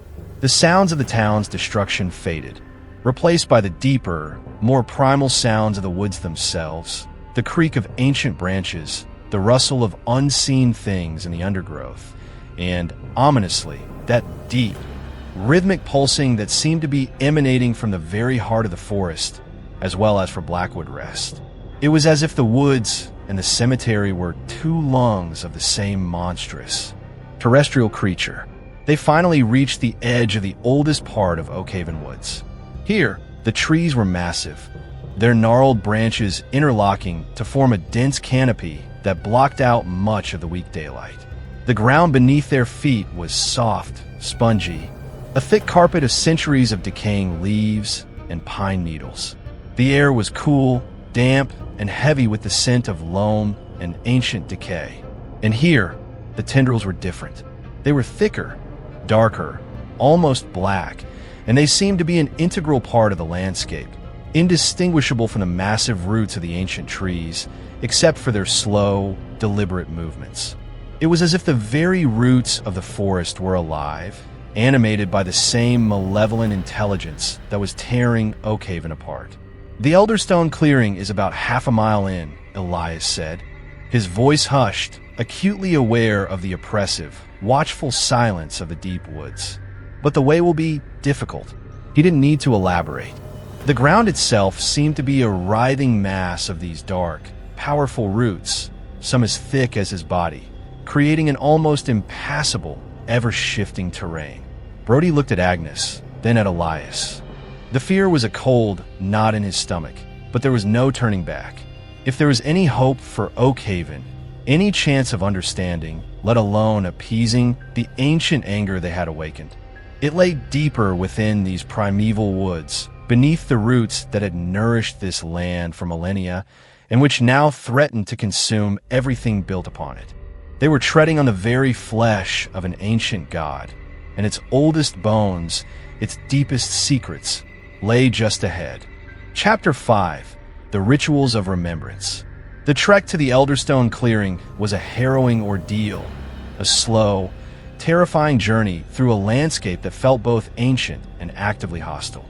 The dark, powerful roots, thick as pythons and glistening with an oily, black slime, writhed and shifted underfoot, creating a treacherous, unstable path. They moved with a slow, deliberate intelligence, sometimes parting to allow passage, other times coiling and blocking the way, forcing Elias, Brody, and Agnes into detours through even denser, more unnerving sections of the primeval forest. The air was thick with the scent of damp earth, decaying vegetation, and that same underlying, sickly sweet odor that now seemed to permeate everything, the very breath of the awakened Earth Mother. The rhythmic pulsing they had heard earlier was more pronounced here, a deep, visceral throb that seemed to vibrate up from the ground, through the soles of their shoes, and into their very bones, like the heartbeat of the forest itself. Elias, drawing on a lifetime of familiarity with Oakhaven Woods, navigated by instinct as much as by sight, his eyes constantly scanning for the subtle shifts in the terrain, the unnatural movements of the root masses. Brody, his hand never far from his holstered weapon, covered their rear, his gaze darting nervously into the shadowed undergrowth. half expecting some monstrous manifestation to erupt from the darkness. Agnes Periwinkle, despite her age and the terrifying circumstances, pressed on with a grim determination, her mind racing, sifting through fragments of forgotten lore, searching for any clue, any forgotten ritual that might offer a sliver of hope. "The offerings," Agnes murmured, her breath misting in the cool, damp air. The legends spoke of offerings not just of material things, but of remembrance, of acknowledging the land, its spirits, its history. The settlers, they tried to erase that history to impose their own narrative. Perhaps the first step is to remember what has been forgotten. As she spoke, a particularly large root, black and gnarled like an ancient limb, uncoiled itself from the path ahead, revealing a small, almost hidden stone marker, no bigger than a bread loaf. Half buried in the leaf mold, carved into its weathered surface was a crude spiral symbol. "Look," Elias said, pointing. "I've seen these before, deep in the woods. Never knew what they meant." Agnes knelt, her fingers tracing the ancient carving. A spiral, a symbol of cycles, of connection to the earth, common in many ancient cultures. This could be a boundary marker, or a site of significance to the first folk. As if in response to her touch, the pulsing rhythm of the forest seemed to falter for a moment, the writhing of the roots around them to momentarily still. A profound, expectant silence fell over the clearing, broken only by the drip of moisture from the high canopy. It was as if the woods themselves were listening. Brody looked around, a flicker of desperate hope in his eyes.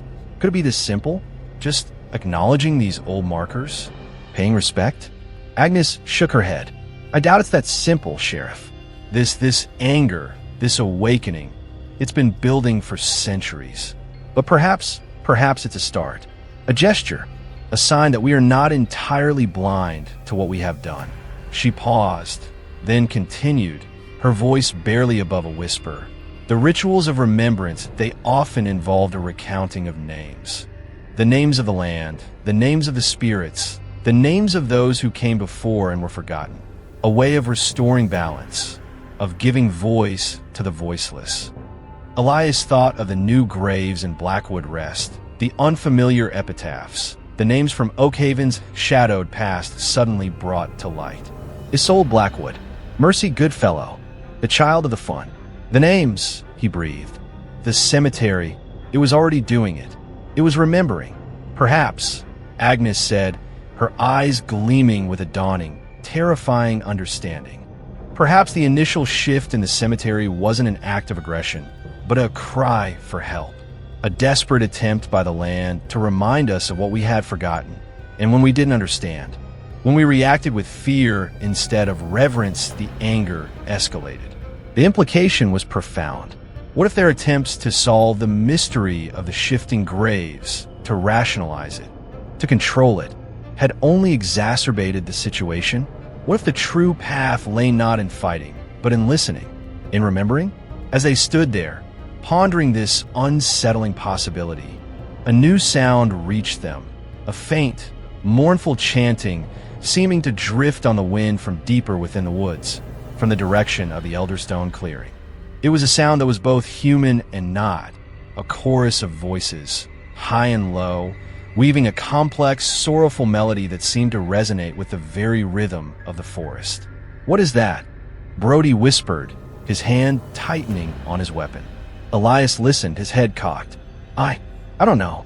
It sounds like singing, but not like any singing I've ever heard. Driven by a mixture of fear and a desperate, burgeoning hope, they pressed on, the dark roots now seeming to part before them with less resistance, as if guiding them towards the source of the sound. The chanting grew louder, more distinct, and as they finally broke through a thicket of ancient rhododendrons, they found themselves on the edge of the Elderstone clearing.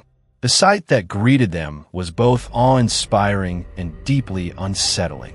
The massive Elderstone dominated the center of the clearing, its moss-covered surface seeming to pulse with a faint, internal luminescence.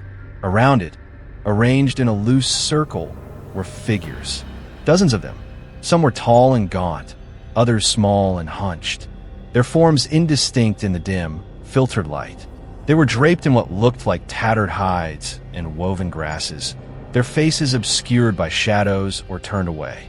And they were chanting, their voices rising and falling in a language that was ancient, guttural, yet strangely beautiful, a lament for a world long lost. Elias recognized some of them, or rather, the essence of them. He saw the desiccated figure he had first witnessed emerging from the earth near the woods, its form now somehow straighter, more dignified.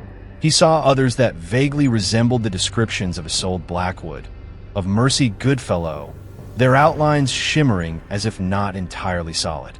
These were the forgotten dead of Oakhaven, the spirits of the first folk, the outcast, the unnamed, all drawn here to this ancient, sacred place. And they were not alone. Standing before the elder stone, his back to them, was a figure taller and more imposing than the others, clad in what looked like intricately woven bark and leaves, a headdress of antlers crowning his head. He held a staff, from which dangled small bones and carved wooden charms, and it was he who seemed to be leading the chant, his voice a deep, resonant bass that seemed to shake the very ground. As the chanting reached a crescendo, the figure turned, and Elias, Brody, and Agnes gasped in unison. His face was not human. It was carved from what looked like ancient, gnarled wood, with eyes that glowed with a faint, green light like phosphorescent moss. He was a shaman, a priest, a guardian of the old ways, a being not of Oakhaven's history, but of the lands. The keeper of Blackwood, or perhaps the keeper of the woods. He raised his staff, and the chanting ceased. The assembled spirits turned their shadowed faces towards the newcomers, their silence even more unnerving than their song. The keeper of the woods then spoke, his voice like the rustling of ancient leaves and the creak of old branches. "You have come," he said, not in English, but in a language that they somehow understood, a language that spoke directly to their minds. "You have finally come to remember." The rituals of remembrance were already underway, orchestrated by the forgotten dead and their ancient guardian. And Oakhaven's fate, it seemed, now rested on whether its living inhabitants could learn to participate, to offer not resistance, but reverence before the hungry roots consumed them all. The keepers of Blackwood, the spirits of the first folk, were waiting for their answer.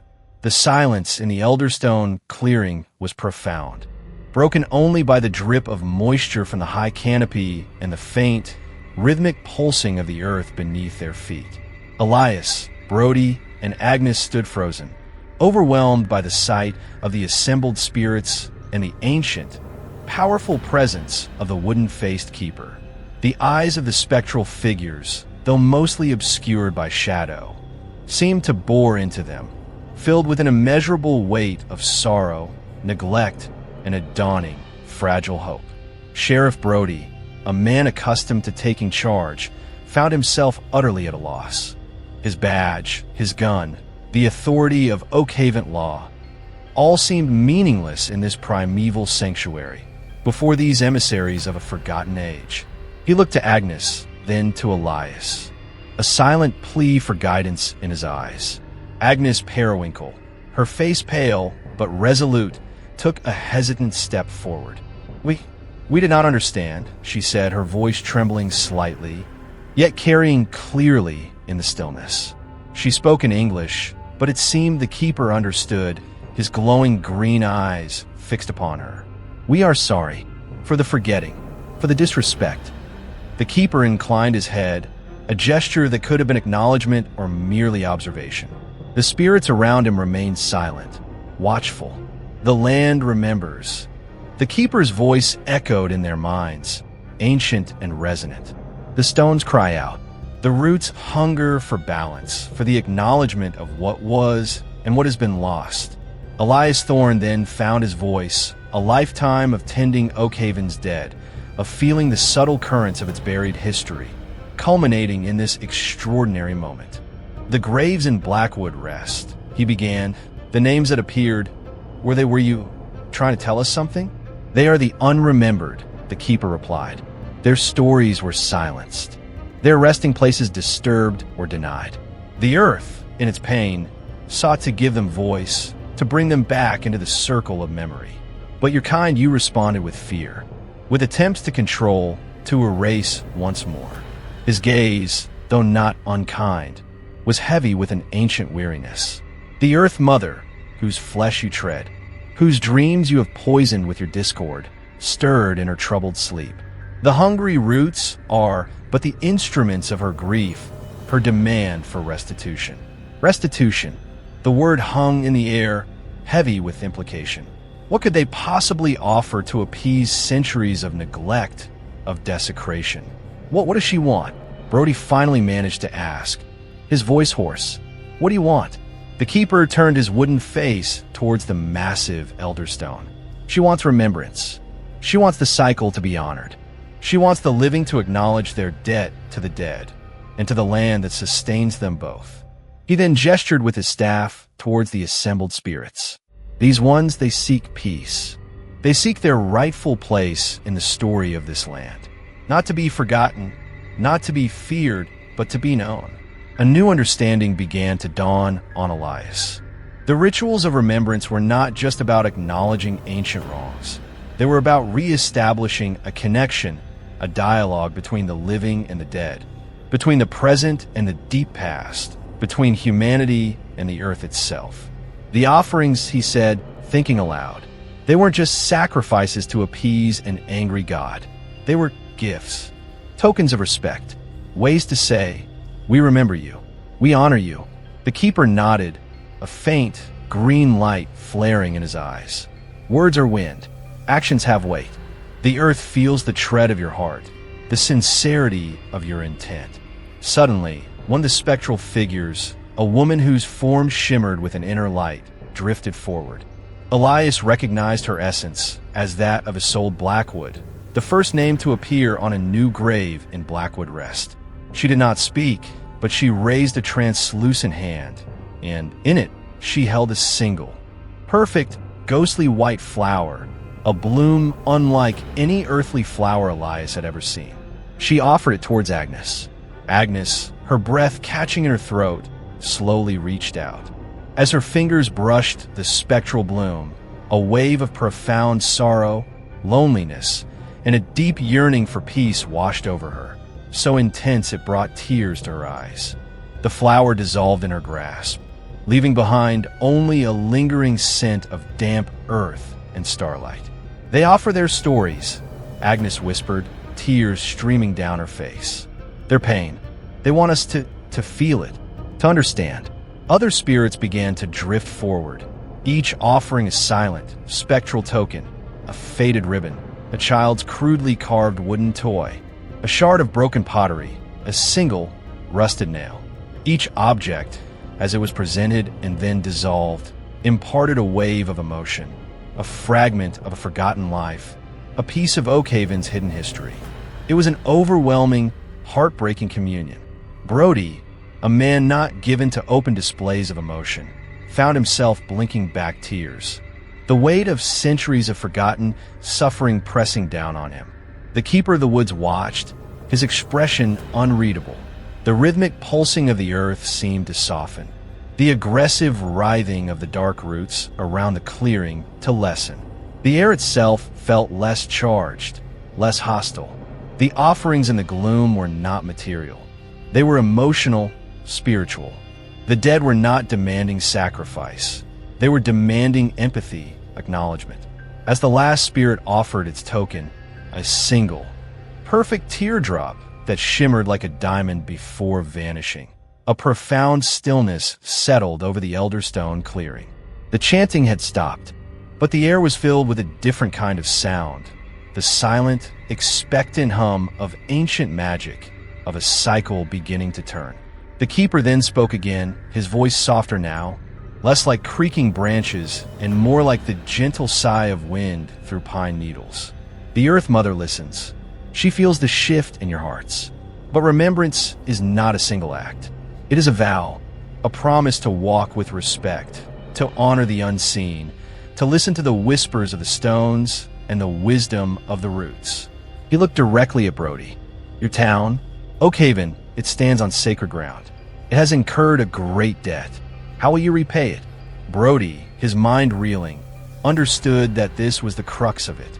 This was not just about surviving the current crisis. It was about forging a new relationship with the land, with its history, with its very spirit. We will learn, he said, his voice filled with a new, fragile resolve. We will teach others.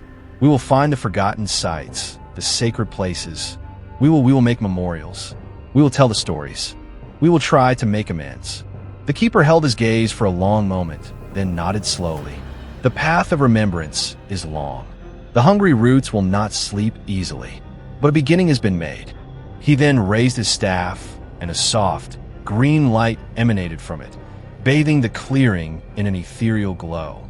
The spectral figures around the elder stone began to fade, their forms becoming more translucent, their expressions, for the first time, hinting at a profound, weary peace. The rituals of remembrance, born of desperation and guided by ancient wisdom, had opened a door, not to a battle, but to a fragile, tentative truce. The fate of Oakhaven now depended on whether its living could truly learn to honor the offerings made in the gloom, and the promises made in the heart of the ancient woods. Chapter 6. The Living Envy the Restless.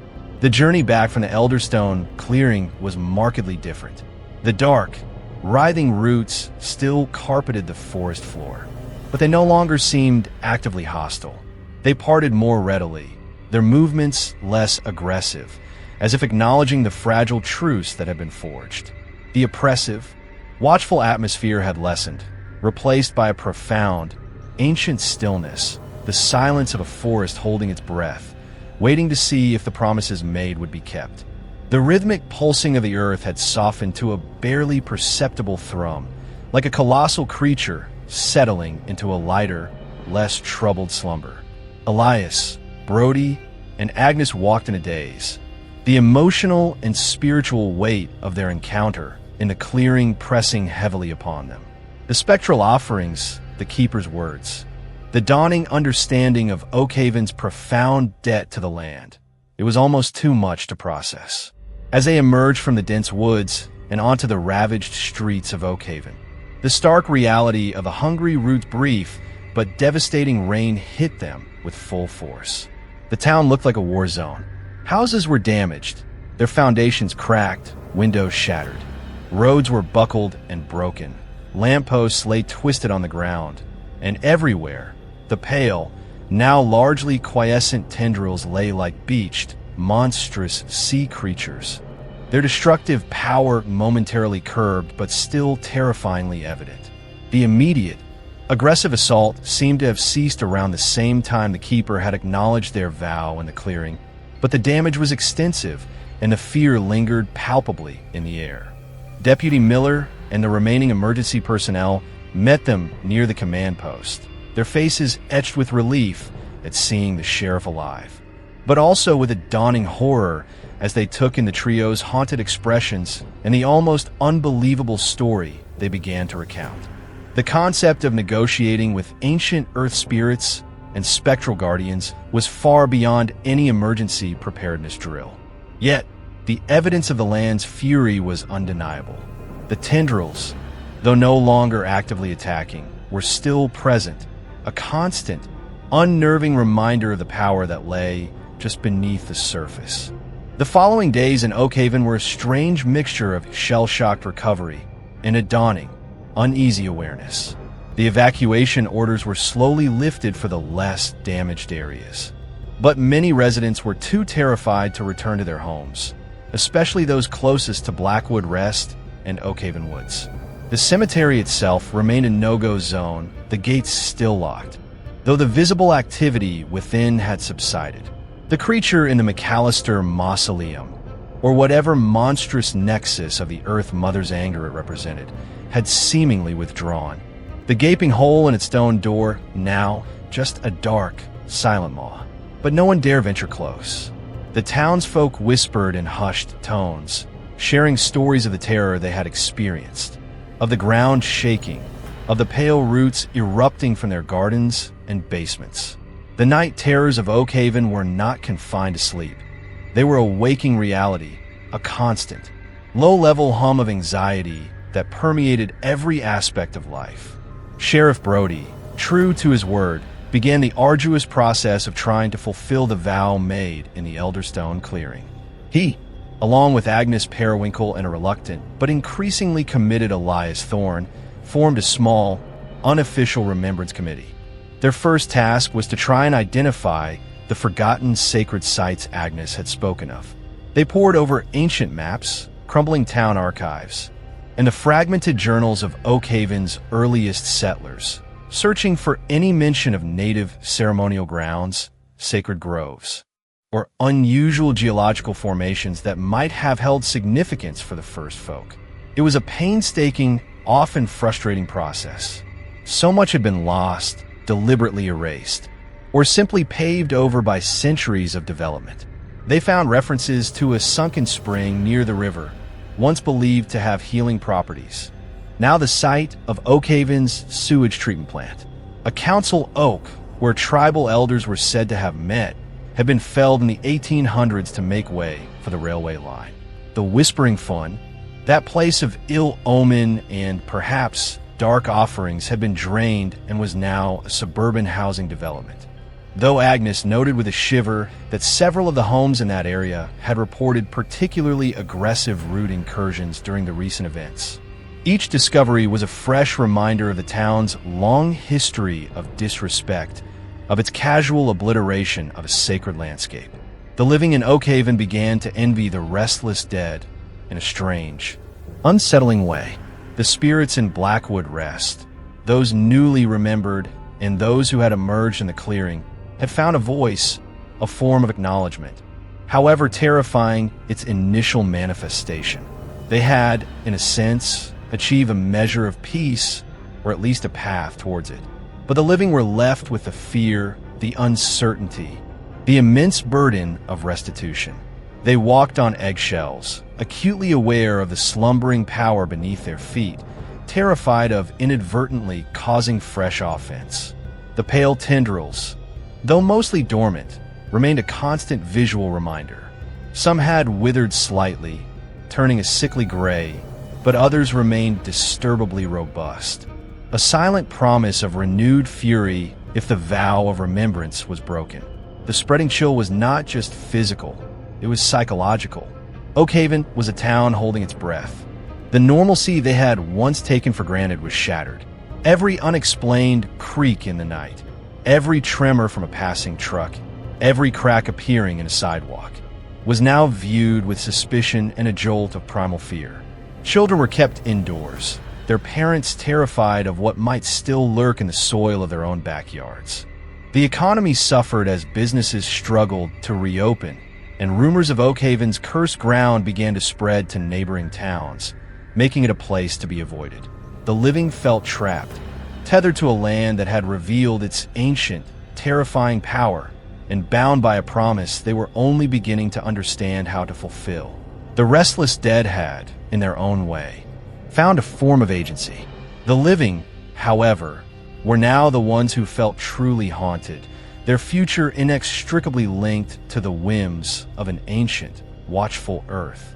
Their peace dependent on their ability to remember and to appease the forgotten spirits and the hungry roots that lay just beneath the veneer of their fragile civilization. Chapter 7. The Boundaries Blur.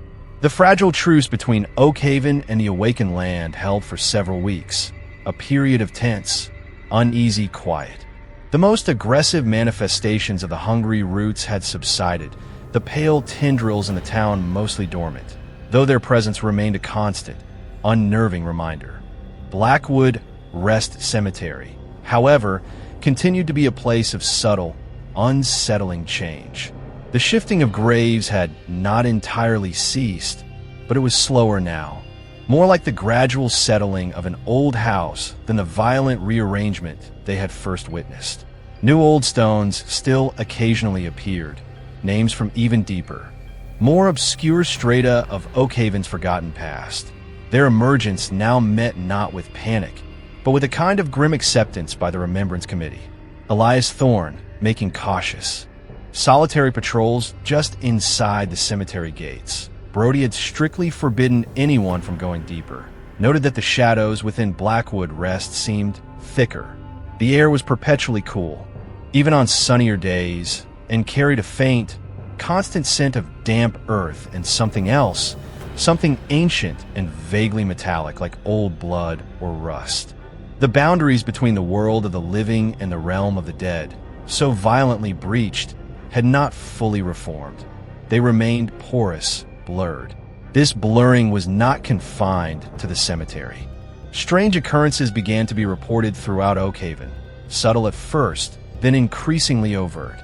Residents would hear faint whispers in their homes, especially in older houses built on land that had once been part of the deep woods or near forgotten burial sites.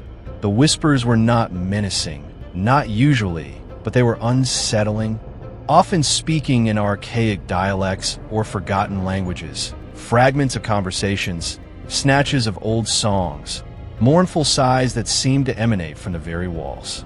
Objects would move inexplicably. Doors would open or close on their own. Cold spots would appear and disappear without rhyme or reason. It was as if the heightened spiritual energy, the thinning of the veil initiated by the Earth Mother's awakening, was allowing a broader spectrum of the departed, not just those directly connected to the hungry roots, to make their presence felt. The most disturbing phenomena centered around the periphery of Oakhaven Woods. The woods themselves seemed to be expanding, not physically, but in influence. The shadows at the edge of the forest grew deeper, darker, and seemed to creep further into the adjacent fields and properties with each passing night. Animals behaved erratically near the tree line. Dogs would whine and refuse to approach.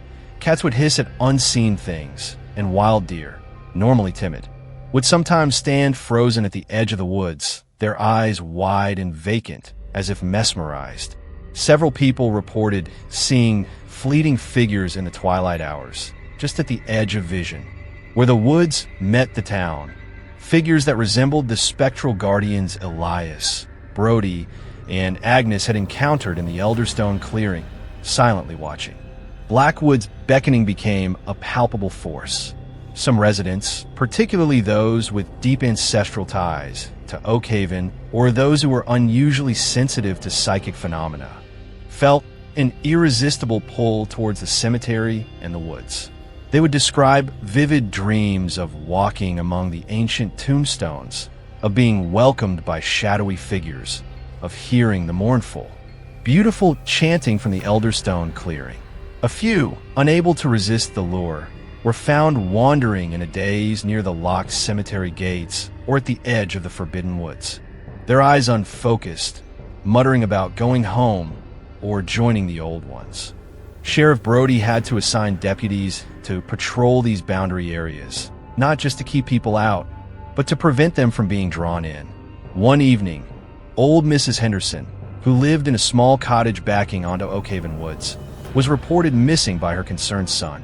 She was a reclusive woman, known for her eccentricities, but she had never wandered off before. A search party was organized. They found her the next morning, deep within the woods, not far from where Elias had first seen the desiccated figure emerge. She was sitting at the base of an ancient oak, her eyes closed, a serene, almost beatific smile on her face. She was dead. There were no signs of struggle, no apparent cause of death. She looked peaceful, as if she had simply lain down to rest, and her spirit had been welcomed by the ancient forest. Beside her, on the leaf mold, was a single, perfectly formed, ghostly white flower, identical to the one Isolde Blackwood's spirit had offered to Agnes. The incident sent a fresh wave of terror and a strange, morbid fascination through Oakhaven. Had Mrs. Henderson been lured to her death, or had she willingly answered a call, finding a peace in the embrace of the ancient woods that her life in the town had denied her? The lines were becoming dangerously blurred. The whispers of the land, the call of the forgotten dead, were no longer confined to the spiritually sensitive. They were beginning to exert a tangible, sometimes fatal, influence on the living. The vow of remembrance, while perhaps pacifying the most aggressive aspects of the Earth Mother's wrath, had also opened a door, a two-way passage between worlds. And it was becoming increasingly clear that once such a door was opened, it was very, very difficult to close. The Remembrance Committee redoubled their efforts, driven by a growing sense of urgency. They managed to identify several more potential sacred sites, a cluster of unusually shaped rocks in a public park, a stretch of riverbank where ancient arrowheads had once been found. At each site, they conducted small, makeshift ceremonies of acknowledgement, led by Agnes, who drew upon her vast knowledge of comparative mythology and folklore to piece together what she hoped were appropriate gestures of respect. Offerings of tobacco, a traditional Native American sacred plant, the speaking of any recovered local tribal names, and periods of silent meditation, attempting to connect with the spirit of the place. These small rituals seemed to have a subtle, localized effect. The oppressive atmosphere in those areas would lift slightly. The pale tendrils, if present, would seem to recede a little further into the earth.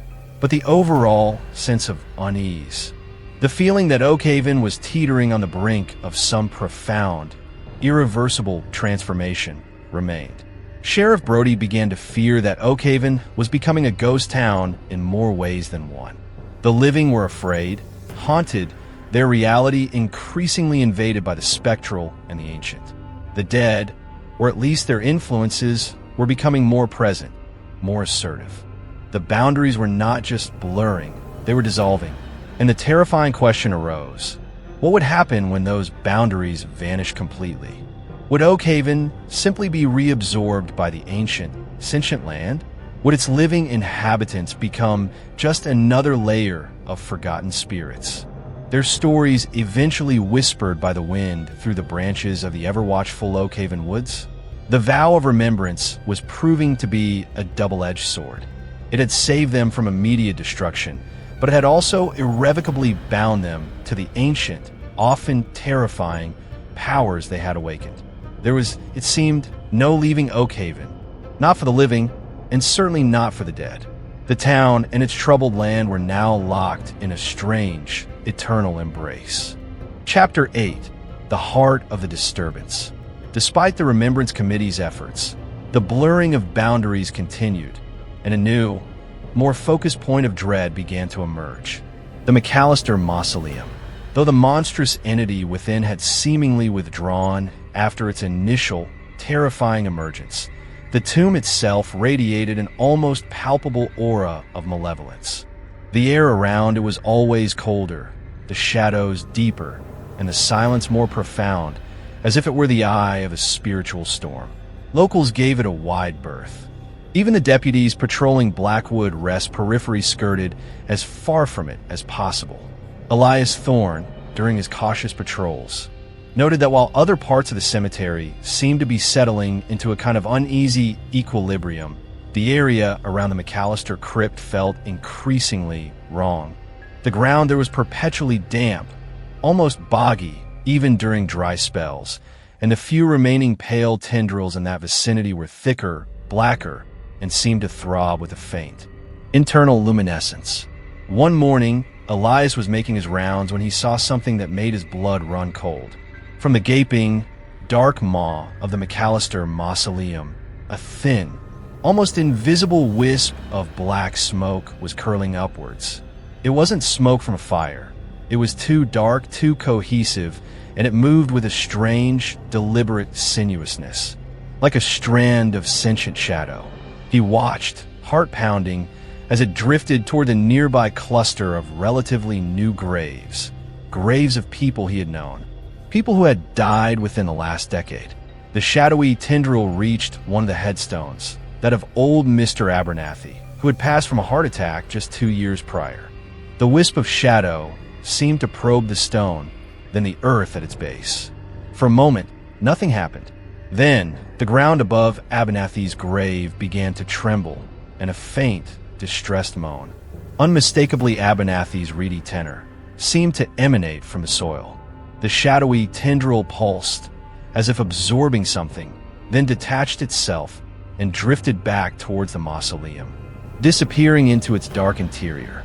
Abernathy's grave fell silent, the ground still. Elias was horrified. This was new. This was different. The earlier phenomena had involved the ancient dead, the forgotten. This was targeting the recently deceased, those whose connections to the living world were still relatively fresh. He rushed to find Brody. His voice choked with renewed terror as he recounted what he had witnessed. It's like it's feeding Frank, but not on the old ones anymore. It's taking something from our own dead, the ones we just buried. Brody and Agnes listened, their faces grim. The implication was terrifying.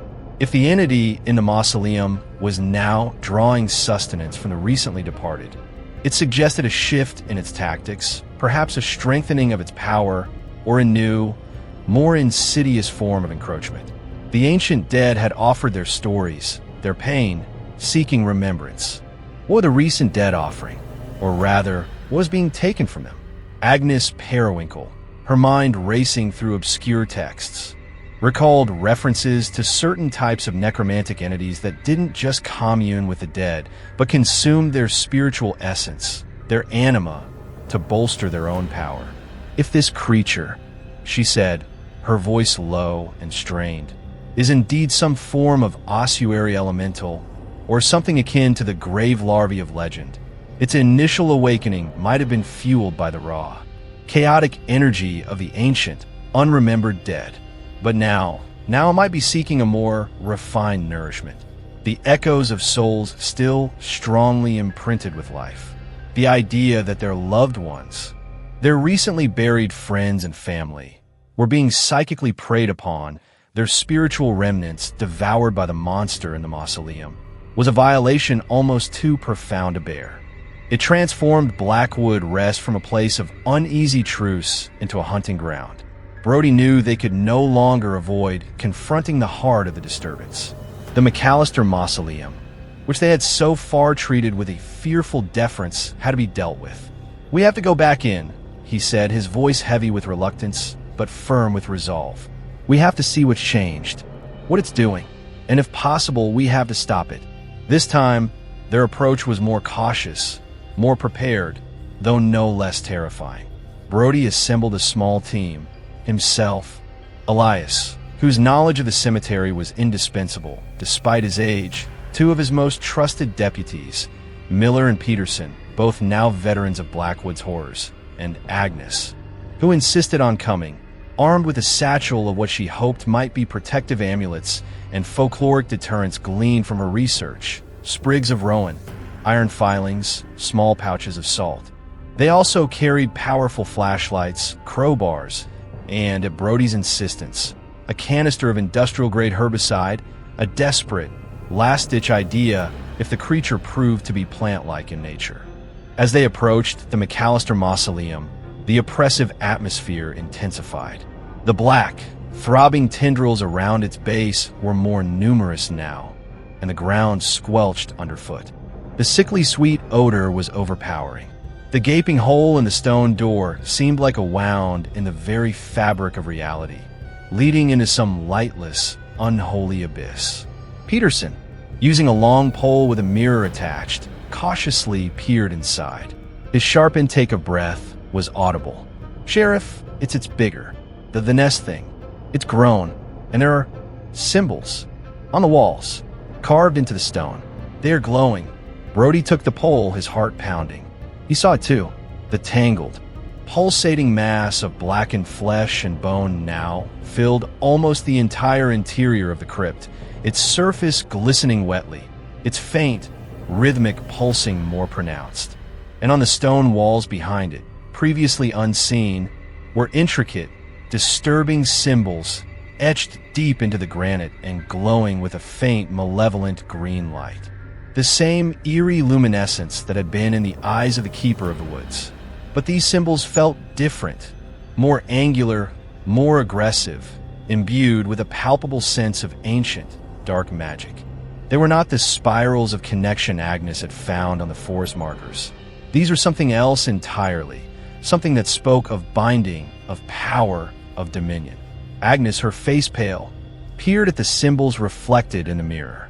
Those "Those are not of the first folk," she whispered, her voice filled with a new dread. "Those are older, or different. They resemble certain primal runes, glyphs associated with chthonic deities, with entities that dwell deep within the earth, predating even the earliest human cultures." She looked at Brody, her eyes wide with a terrifying new understanding. "Sheriff, what if the keeper of the woods, the spirits of the first folk, what if they're not the ultimate power here? What if they too are subject to something older, something that was imprisoned or bound within this mausoleum, perhaps by the McAllisters themselves, in some misguided attempt to harness its power? And what if our actions, our attempts at remembrance, have inadvertently weakened those bonds?" The horrifying possibility hung in the air. What if, in trying to appease the Earth Mother and the spirits of the land, they had somehow disturbed an even more ancient, more fundamental power? A power that the McAllisters, in their hubris, had sought to control and had instead become its jailers, or perhaps its first victims. The mausoleum that wasn't just a tomb, but a prison. And the prisoner was stirring, growing stronger, feeding on the dead, and perhaps preparing to claim Oakhaven not as a part of a natural cycle, but as its own personal domain. The heart of the disturbance was not just a monster, it was a cage, and the bars were breaking. The true nature of Oakhaven's nightmare was about to be revealed, and it was far more ancient and far more terrifying than they had ever dared to imagine. The revelation that the McAllister Mausoleum might be a prison for an entity far older and more malevolent than even the awakened Earth Mother sent a fresh wave of icy dread through the small group. The glowing, primal runes on the crypt walls seemed to pulse in sync with a monstrous, fleshy nest within, a testament to an ancient, terrible power. Agnes Periwinkle, her mind a whirlwind of forgotten lore and terrifying connections, began to piece together a new, even more horrifying narrative. "The McAllisters," she breathed, her voice barely a whisper. "They were known for their travels, their collection of arcane artifacts. What if, in their pursuit of wealth and power, they stumbled upon something they shouldn't have? A relic, a text, a ritual that promised control over chthonic forces?" Elias Thorne, remembering the whispers and rumors that had always clung to the McAllister name, felt a sickening sense of recognition. They always said old Bartholomew, the last one, died a recluse, terrified of something in his own home, in his own family's tomb. What if he wasn't just eccentric? What if he was a guardian, the last in a line of failed jailers? The thought was chilling.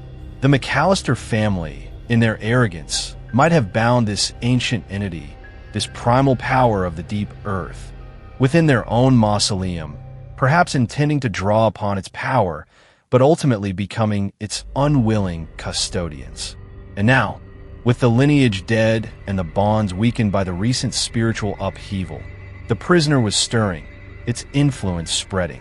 Sheriff Brody, faced with this escalating nightmare, felt a cold knot of despair tighten in his gut. They had come to confront a monster, only to find they might have stumbled into the cell of a forgotten god. "These runes," he said, his gaze fixed on the eerie green glow reflected in Peterson's mirror. "Agnes, can you decipher them? Do they offer any clue as to what this thing is? Or how to rebind it?" Agnes shook her head, her expression grim. "These are not a language in the conventional sense, Sheriff. They are symbols of power, of invocation and constraint. To understand them fully would require knowledge that has been wisely lost to time. But their general intent, it feels like a lock. A very old, very powerful lock. And it appears to be failing." As she spoke, one of the largest, blackest tendrils emerging from the nest within the mausoleum twitched violently, then lashed out, striking the interior stone wall with a sickening, wet thud. The green glow of the runes flickered, and a low, guttural growl, deeper and more resonant than any sound they had heard before, emanated from the crypt. It was a sound of immense, ancient hunger, and of a power barely contained. "It knows we're here," Miller whispered, his knuckles white as he gripped his shotgun. and it doesn't like us looking. Suddenly, from deeper within Oakhaven woods, came an answering cry, the mournful, echoing chant of the keeper of the woods and the spirits of the first folk. But this time, their song was different. It was not a lament, nor a call for remembrance. It was a warning, a desperate, urgent alarm tinged with fear. "They know too," Elias said, his eyes wide. "They sense it. The keeper, he's trying to warn us. The primal runes, the imprisoned entity, the McAllister's dark legacy, it was all connected. The disturbance in Blackwood Rest, the awakening of the hungry roots, might have been the initial tremor that disturbed this even deeper, more ancient slumber." Agnes, her mind racing, recalled a fragment from a particularly obscure alchemical text she had once consulted, a text that spoke of or chthonic cysts, places where the raw, chaotic energies of the planet's formation were trapped, occasionally personifying into immensely powerful, immoral intelligences. These entities, the text warned, were beyond human comprehension of good or evil. They simply were, embodying the destructive and creative forces of the deep earth. And any attempt to control or harness them was an act of ultimate folly, doomed to end in disaster. The purpose, she breathed, a horrifying realization dawning. What if the McAllisters didn't just imprison it? What if they were feeding it, intentionally or not, with offerings, with lives, to keep it dormant or to try and siphon its power? And when the offerings stopped, with Bartholomew's death, it began to starve, to weaken the bonds. The recent influx of spiritual energy from the newly remembered dead, it might have been like a feast after a famine, giving it the strength to finally begin breaking free. The pieces of the puzzle were falling into place, forming a picture of unimaginable horror. Oakhaven was not just built on sacred native ground. It was built atop a festering wound in the earth, a prison containing a primal, a moral god. The McAllisters had been its unwitting, or perhaps all too willing, wardens. And now, the prisoner was on the verge of escape, its hunger rekindled, its power resurgent. The shadowy tendrils Elias had seen feeding on the recently deceased were not just a new tactic. They were a sign of its growing strength, its ability to reach beyond its stone cage and draw sustenance from the town itself. Brody knew, with a certainty that chilled him to the marrow, that they could not fight this thing. Not with guns, not with herbicides, not even with the folkloric charms Agnes carried. This was a power beyond their comprehension, beyond their ability to control or destroy. Their only hope, a sliver so thin it was almost invisible, lay in understanding the nature of its prison. "The runes," he said, his voice hoarse. "If they are a lock, there must be a key, or a way to reinforce them. Agnes, Elias, the keeper of the woods, he warned us, but he didn't attack us. He and the spirits, they are part of this land too. Could they help us understand these runes? Could they help us strengthen the bonds before it's too late?" It was a desperate gamble, to seek help from the very spirits they had so recently and inadvertently further endangered.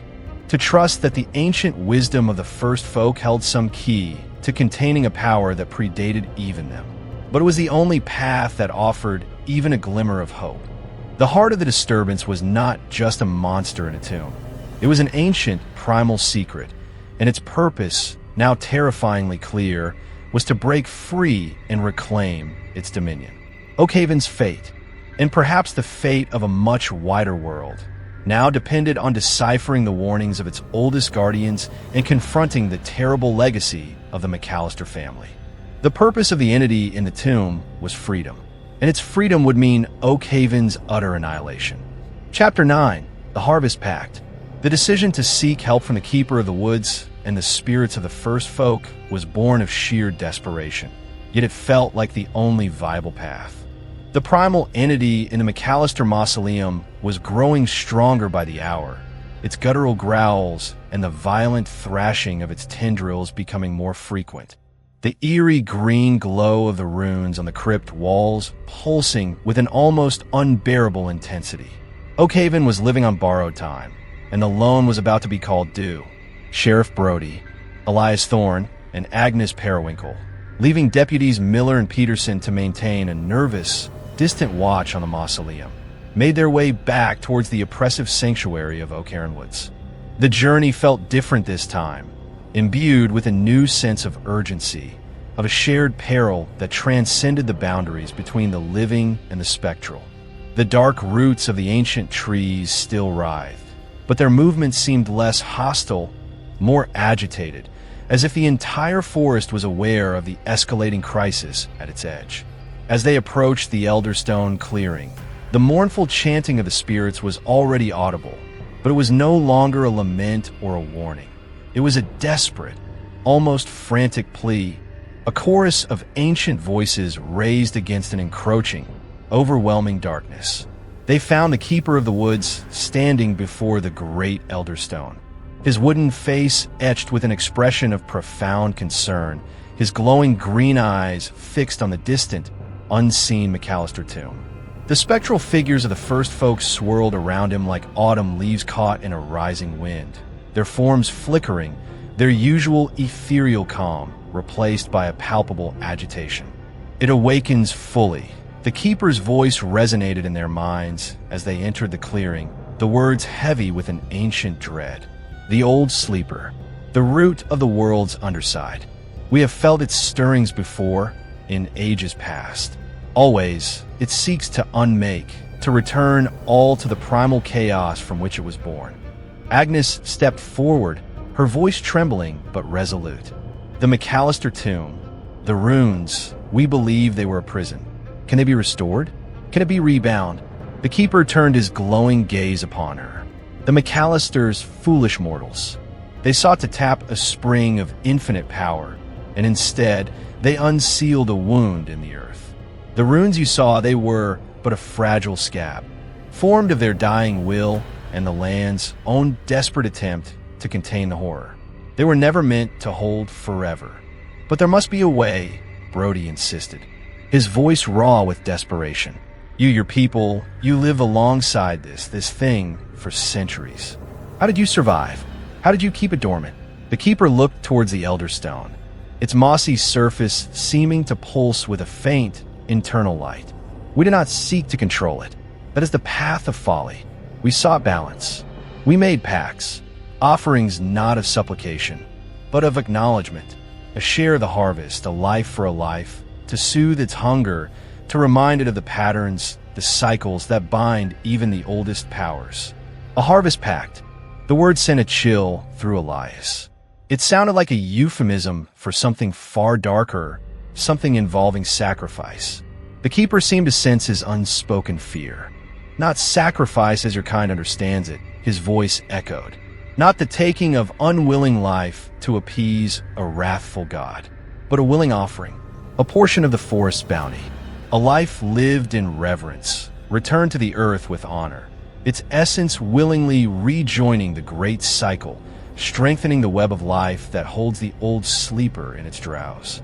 He paused, then continued, his gaze sweeping over the three mortals before him.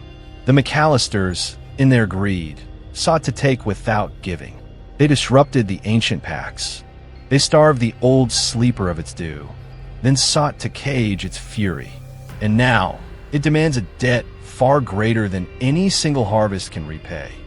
A horrifying understanding dawned on Brody. It wants Oakhaven, he said, his voice flat. The entire town, all its lives, all its souls. That's the debt it's claiming, isn't it? The Keeper inclined his antlered head. It sees your town as a blight, a wound upon the land. It seeks to cleanse, to reclaim. Its hunger is absolute. Agnes clutched at a small pouch of salt she carried, her knuckles white. But the packs, if they were made before, can they be made again? Is there anything we can offer? That would be enough. The Keeper was silent for a long moment. The only sound the desperate, keening chant of the spirits and the distant, ominous thrumming from the direction of Blackwood Rest.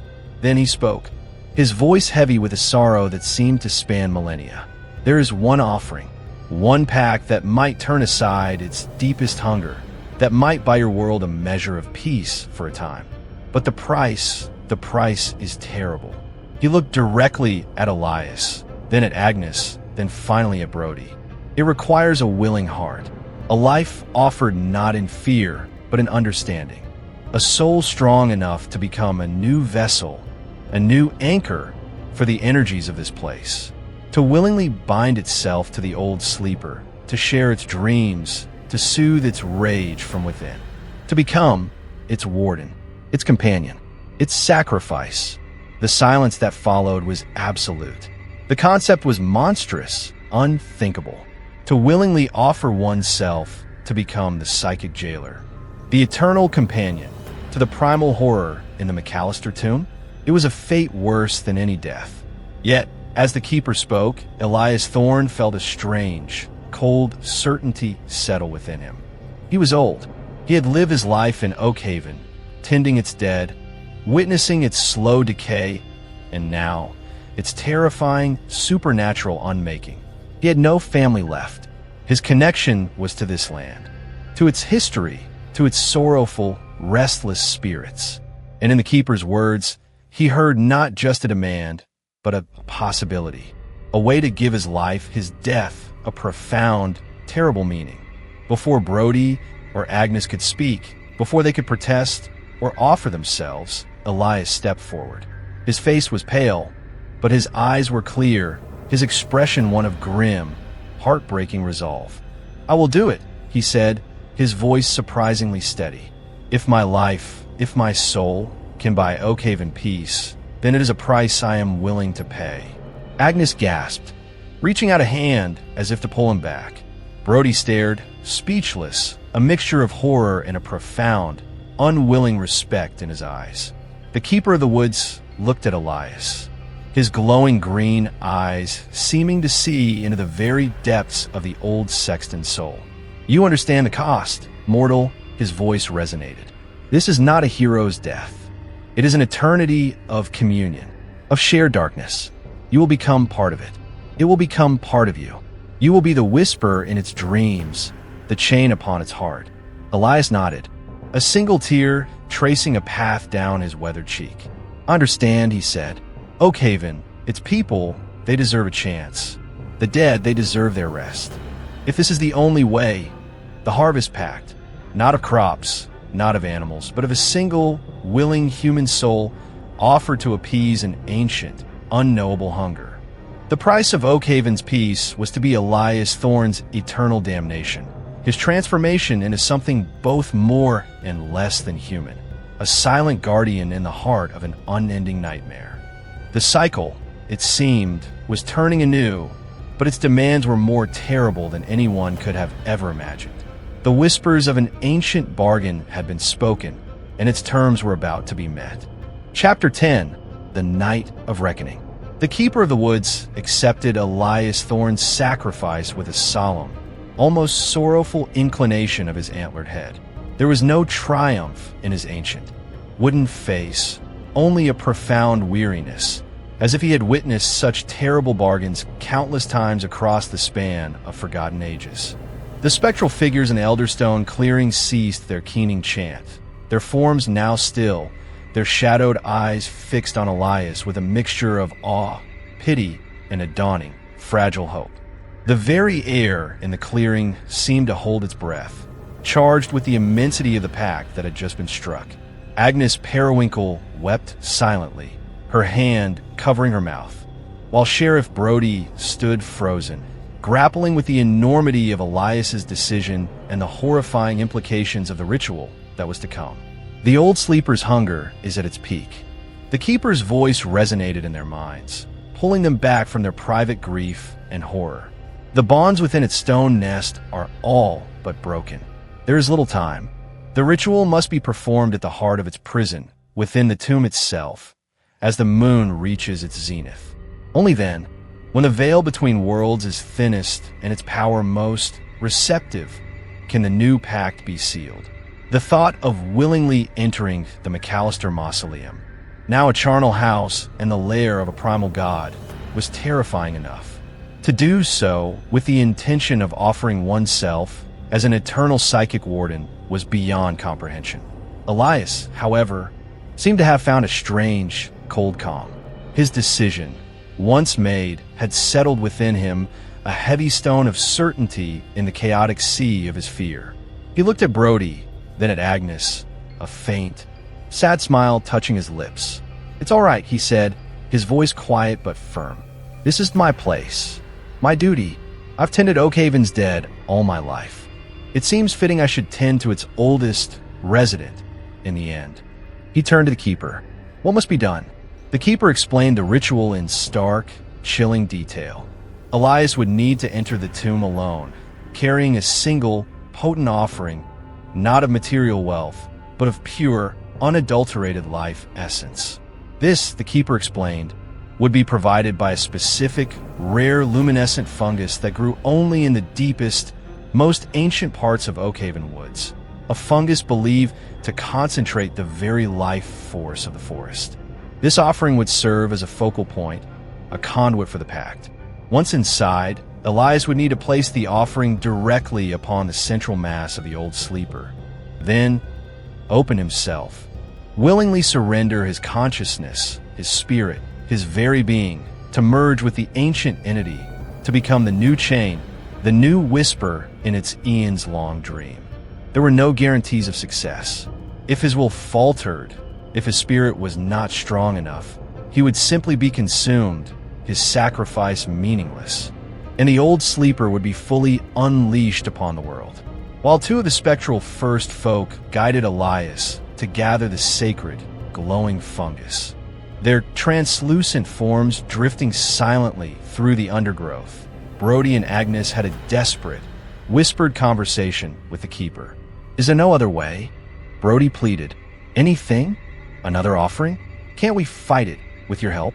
The keeper's glowing eyes regarded him with an ancient pity. "Your weapons are children's toys against the root of the world's underside. Its hunger is not for flesh, but for existence, for the unraveling of patterns. Only a pattern of equal or greater complexity and willingness can hope to redirect it." Elias Thorne's life, lived in service to memory, to the cycles of this place, holds such a pattern. Elias returned, his hands cupped around a cluster of fungi that pulsed with a soft, ethereal blue light, casting strange shadows on his pale, determined face. The time was drawing near.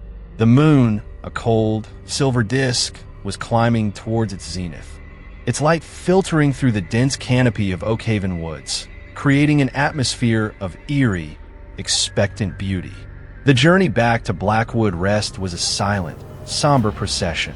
The keeper of the woods and a retinue of the most ancient, powerful-seeming spirits accompanied them, their forms gliding through the darkness like living shadows.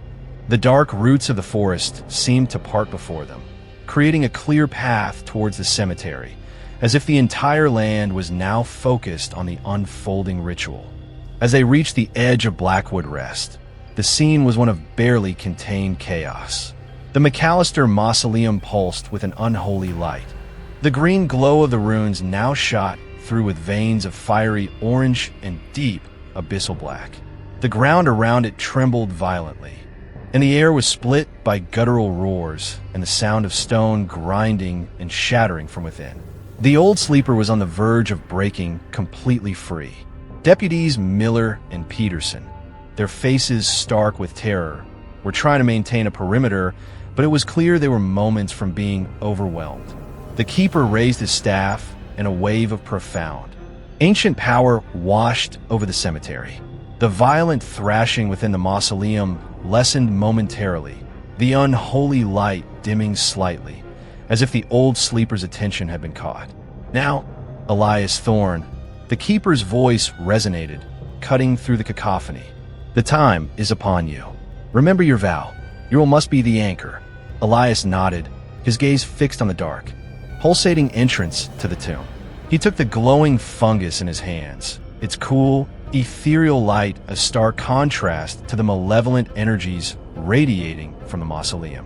He looked once more at Brody, a look of profound farewell in his eyes, then at Agnes, offering a small, trembling smile. Then, with a deep breath, he turned and began to walk towards the heart of the nightmare. The unveiling of the Ancient One was not a sudden, dramatic appearance, but a dawning, horrifying realization of its sheer, overwhelming presence as Elias stepped into the tomb. The interior was a hellish landscape of writhing, glistening black tendrils, pulsating organic masses, and the shattered remnants of the McAllister caskets. The air was thick, cloying, vibrating with an almost unbearable pressure. In the center, the main mass of the old sleeper throbbed like a monstrous, exposed heart, its surface shifting, coalescing, forming and reforming into grotesque, suggestive shapes. And from its depths, two immense, multifaceted eyes, burning with an ancient, cold intelligence, fixed upon Elias. He did not falter, clutching the glowing fungus. He moved deeper into the crypt, stepping over and between the writhing tendrils, his mind focused on his purpose, on the faces of the people of Oakhaven, on the sorrowful spirits of the first folk, on the desperate hope for peace. He reached the central mass, the pulsating heart of the old sleeper. Its surface was warm, yielding like diseased flesh. He placed the glowing fungus upon it. The blue light of the offering seemed to intensify, then to spread, sinking into the dark mass, creating a small island of serene, azure light in the overwhelming darkness. Then, Elias Thorne closed his eyes. He opened his mind, his soul, his very essence. He let go of his fear, his regret, his individuality. He offered himself, not as a sacrifice to be consumed, but as a partner, a companion, a whisper in the unending, chaotic dream of the root of the world's underside. For a moment, there was an unbearable silence, a tension that stretched to the breaking point. Then, the old sleeper responded. Its guttural roars softened. The violent thrashing of its tendrils lessened.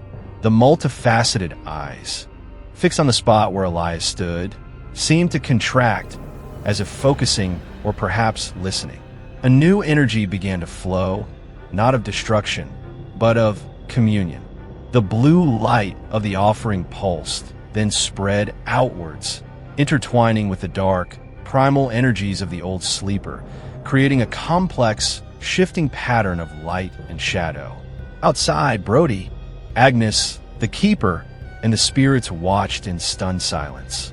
The unholy light from the mausoleum began to change. The fiery oranges and abyssal blacks softened, intermingling with a deep, calming azure. The violent tremors ceased. The guttural roars faded into a low, resonant hum, a sound not of rage, but of equilibrium. The harvest pact had been accepted.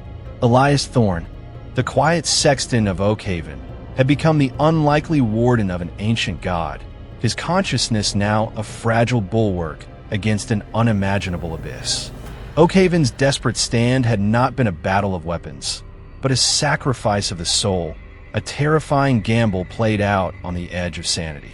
The night of reckoning had passed, leaving behind a new, uncertain dawn and the silent, eternal vigil of Elias Thorne in the heart of the tamed, but never truly conquered darkness. Chapter 11. Aftermath and Awful Knowledge.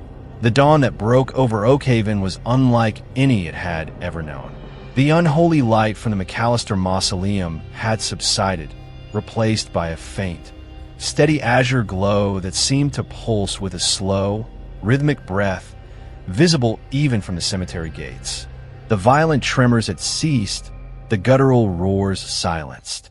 A profound, almost unnatural stillness had fallen over Blackwood Rest, the silence of a sated beast, or perhaps of a newly forged, deeply uneasy truce. The pale tendrils of the hungry roots, which had ravaged the town, had receded almost entirely, leaving behind a landscape of devastation. Cracked roads, damaged homes, uprooted trees, scars on the face of Oakhaven that would take years, perhaps generations, to heal. But the immediate aggressive assault was over. Sheriff Brody and Agnes Periwinkle, their faces etched with exhaustion, grief, and a dawning, terrible understanding, stood with the keeper of the woods and the now calmer spirits of the first folk at the edge of the Elderstone clearing. The keeper, his wooden face unreadable, simply nodded once. A gesture that encompassed the enormity of the night's events, then turned and, with a spectral retinue, melted back into the deepest shadows of Oakhaven woods, leaving the two mortals to grapple with the aftermath. Elias Thorne was gone, absorbed into the ancient consciousness of the old sleeper, his sacrifice the terrible price for Oakhaven's fragile peace. The mausoleum was no longer just a tomb. It was a living monument to his courage and to the horrifying reality of the powers that lay beneath their town. The scars on Blackwood Rest itself were profound. The cemetery, once a place of orderly, if somber, repose, was now a chaotic landscape of shifted graves, newly unearthed ancient stones, and the brooding, azure-lit presence of the McAllister crypt. It was a place irrevocably changed, a visible testament to the thinness of the veil and the terrible power it had barely contained. Brody knew it could never again be a public cemetery in the traditional sense. It would have to be cordoned off, consecrated in a new, more primal way, a place of solemn remembrance, not just for Oakhaven's human dead, but for the ancient pact that now held the town's fate in a delicate balance. In the days and weeks that followed, Oakhaven began the slow, painful process of recovery. The physical damage was immense, but the psychological toll was even greater. The townsfolk, those who remained, were forever changed. They had looked into an abyss, had felt the raw, untamed power of the ancient earth, and had been saved by a sacrifice they could barely comprehend. The official story, carefully crafted by Mayor Thompson and Sheriff Brody, spoke of a localized, unprecedented seismic event and subsequent geological instability, a narrative that few truly believed but most clung to, as the alternative was too terrifying to contemplate. The Remembrance Committee, now led by a grief-stricken but resolute Agnes Periwinkle, continued its work, but with a new, more profound understanding of its importance. The small rituals at forgotten sacred sites were no longer just gestures of respect. They were vital acts of maintenance, essential to upholding their end of the unspoken bargain with the land. A new, grim order settled over Oakhaven. The town was quieter now, more insular. Many had left, unable to live with the constant, low-level dread, the knowledge of what lay dormant just beneath the surface. Those who stayed developed a new relationship with the land, a mixture of fear, respect, and a deep, abiding sorrow. They learned to listen to the whispers of the wind, to observe the subtle shifts in the earth, to pay heed to the old stories and the forgotten names. They became, in a sense, the new custodians of the pact, their lives a constant act of remembrance. The McAllister Mausoleum, glowing faintly with its azure light, became a focal point of this new order, a place of pilgrimage for some, a symbol of terror for others, but for all, a constant reminder of Elias Thorne's sacrifice and the terrible power he now held in check. The survivors carried a silent, heavy burden. They knew the truth, or at least a part of it. They knew that their peace was bought at an unimaginable price, that their town existed on the sufferance of an ancient, immoral god, held in a delicate balance by the soul of a brave old man. They knew that the veil between worlds, once torn, could never be fully mended. The blurring of boundaries, though less overt, continued. Faint whispers were still heard in the older parts of town. Shadows still flickered at the edge of vision.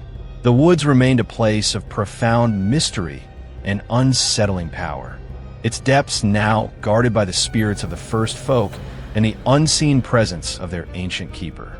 Oakhaven had survived, but it was forever haunted, its future uncertain. Its people bound by an awful knowledge that set them apart from the rest of the unsuspecting world. The scars on their souls, like the scars on their land, would never truly fade. They were the keepers of a terrible secret, the silent witnesses to a harvest pact sealed in the dead of night, and their lives were now a testament to the enduring, often terrifying, power of the unseen world. Chapter 12. The Graveyard Waits and Watches. Years passed. Oakhaven did not recover its former self, nor did it truly desire to. The raw wounds on its landscape healed into scars. The most damaged buildings were either demolished or slowly, painstakingly repaired, but the memory of the night of reckoning, as it came to be whispered, was woven into the very fabric of the town's existence. The McAllister Mausoleum, with its constant, faint azure glow, became an accepted, if deeply unnerving, landmark at the heart of the cordoned-off Blackwood Rest. It was a place of pilgrimage for a few, those who felt a deep connection to Elias Thorne's sacrifice or who sought some understanding of the ancient powers that still pulsed beneath their feet. For most, however, it was a place to be avoided, a silent, brooding reminder of the abyss Oakhaven had narrowly escaped. The soil of Oakhaven never forgot. The Remembrance Committee, with Agnes Periwinkle as its tireless, aging matriarch, diligently maintained the rituals of acknowledgement. They tended the newly consecrated sacred sites, spoke the ancient names, and taught the younger generations the importance of listening to the land, of respecting its history, its unseen inhabitants. The town learned to live in a state of perpetual, low-grade awareness, a kind of heightened sensitivity to the subtle currents of the earth. They knew that their peace was conditional, bought with Elias's eternal vigil, and that the old sleeper, though quieted, was never truly asleep, merely dreaming, its dreams now intertwined with the consciousness of the brave old sexton. Occasionally, there would be reminders. A faint tremor in the earth, a sudden, inexplicable cold spot in a seemingly ordinary place, a rash of unsettlingly vivid dreams among the townsfolk, dreams filled with images of deep, dark roots and ancient, unknowable eyes. These were interpreted as stirrings, as gentle nudges from the land, or perhaps from Elias himself, a reminder that the pact required constant vigilance, constant remembrance. Blackwood Rest, though officially closed, was not entirely abandoned. Agnes, and later, though she had trained, would make quiet, respectful visits, leaving small offerings of wildflowers or hand-carved tokens near the mausoleum, silent acknowledgments of the warden within. They would speak to Elias, not expecting a reply, but feeling, somehow, that he heard, that his presence was a thin, vital thread holding back an unimaginable chaos. Oakhaven's dark inheritance was a heavy one. The children grew up with a different understanding of the world, their bedtime stories a strange mixture of ordinary tales and hushed legends of the hungry roots of the keeper of the woods, of the brave sexton who became a living lock. They learned to walk lightly on the earth, to treat the ancient trees with reverence, to listen to the whispers of the wind with an attention their peers in other towns would never comprehend. They were a community bound by shared trauma and a shared, secret duty. The outside world, for the most part, forgot about Oakhaven's geological troubles, dismissing it as an isolated, unfortunate event. But those who lived there knew the truth. They knew they were living on the edge of something vast, ancient, and eternally watchful. One late autumn afternoon, decades after the night of reckoning, a young woman named Sarah, Agnes Periwinkle's granddaughter and her designated successor in the Remembrance Committee, was walking the periphery of Blackwood Rest. The air was crisp, the leaves turning, the familiar scent of damp earth and decay, tinged with the smoky aroma of distant bonfires. She paused near the locked gates, looking towards the McAllister Mausoleum. The azure glow was steady, a familiar, almost comforting beacon in the fading light. She had grown up with the stories, with the weight of Oakhaven's secret. She felt a deep connection to Elias Thorne, a man she had never met, but whose sacrifice defined her world. As she stood there, a faint tremor ran through the earth beneath her feet. Not a violent shake, but a subtle, almost sighing movement, like a large creature stirring in its sleep. It was a sensation she, and all of Oakhaven, had learned to recognize. She looked towards the mausoleum. The azure light within flickered just once, then pulsed a little stronger, a little brighter, before returning to its steady glow. Sarah felt a chill, but not of fear. It was more a sense of acknowledgement, a communication, a reminder. The pact held. Elias was still there, but the old sleeper, the root of the world's underside, was also still there, its ancient consciousness a vast, unfathomable ocean upon which Elias's spirit was but a single, brave ship. The tremor faded. The woods were silent, save for the rustle of leaves. The mausoleum glowed steadily. But Sarah knew, with a certainty that was now bone deep in all who called Oakhaven home, that this was not an ending. It was merely a pause in an eternal cycle. The land remembered. The old sleeper dreamed. And Elias Thorne, the sexton who became a warden, kept his lonely vigil. The graveyard and the ancient power it contained waited and watched, its slumber a fragile thing, its hunger a timeless, patient force. The next unsettling shift was not a matter of if, but of when.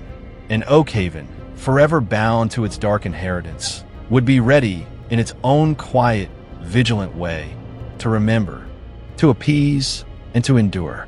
And so concludes our tale of the graveyard that moves. The story of Oakhaven and its ancient secrets is a chilling reminder that the past is never truly buried, and that the earth itself can hold grudges older than any human memory. Elias Thorne's sacrifice bought peace, but for how long? What do you think the future holds for Oakhaven? Will the pact endure? Or will the old sleeper one day awaken with a hunger that even Elias cannot contain? Let me know your thoughts in the comments below. If you enjoyed this journey into the heart of folk horror, please give this video a thumbs up, and don't forget to subscribe to Eli Nightfall for more unsettling tales and explorations of the darkness that lies just beneath the surface of our world. Your support helps me continue to bring these stories to life. Ring that notification bell so you don't miss our next descent into the shadows. Until then, sleep well, if you can. The ground beneath your own feet might just be listening.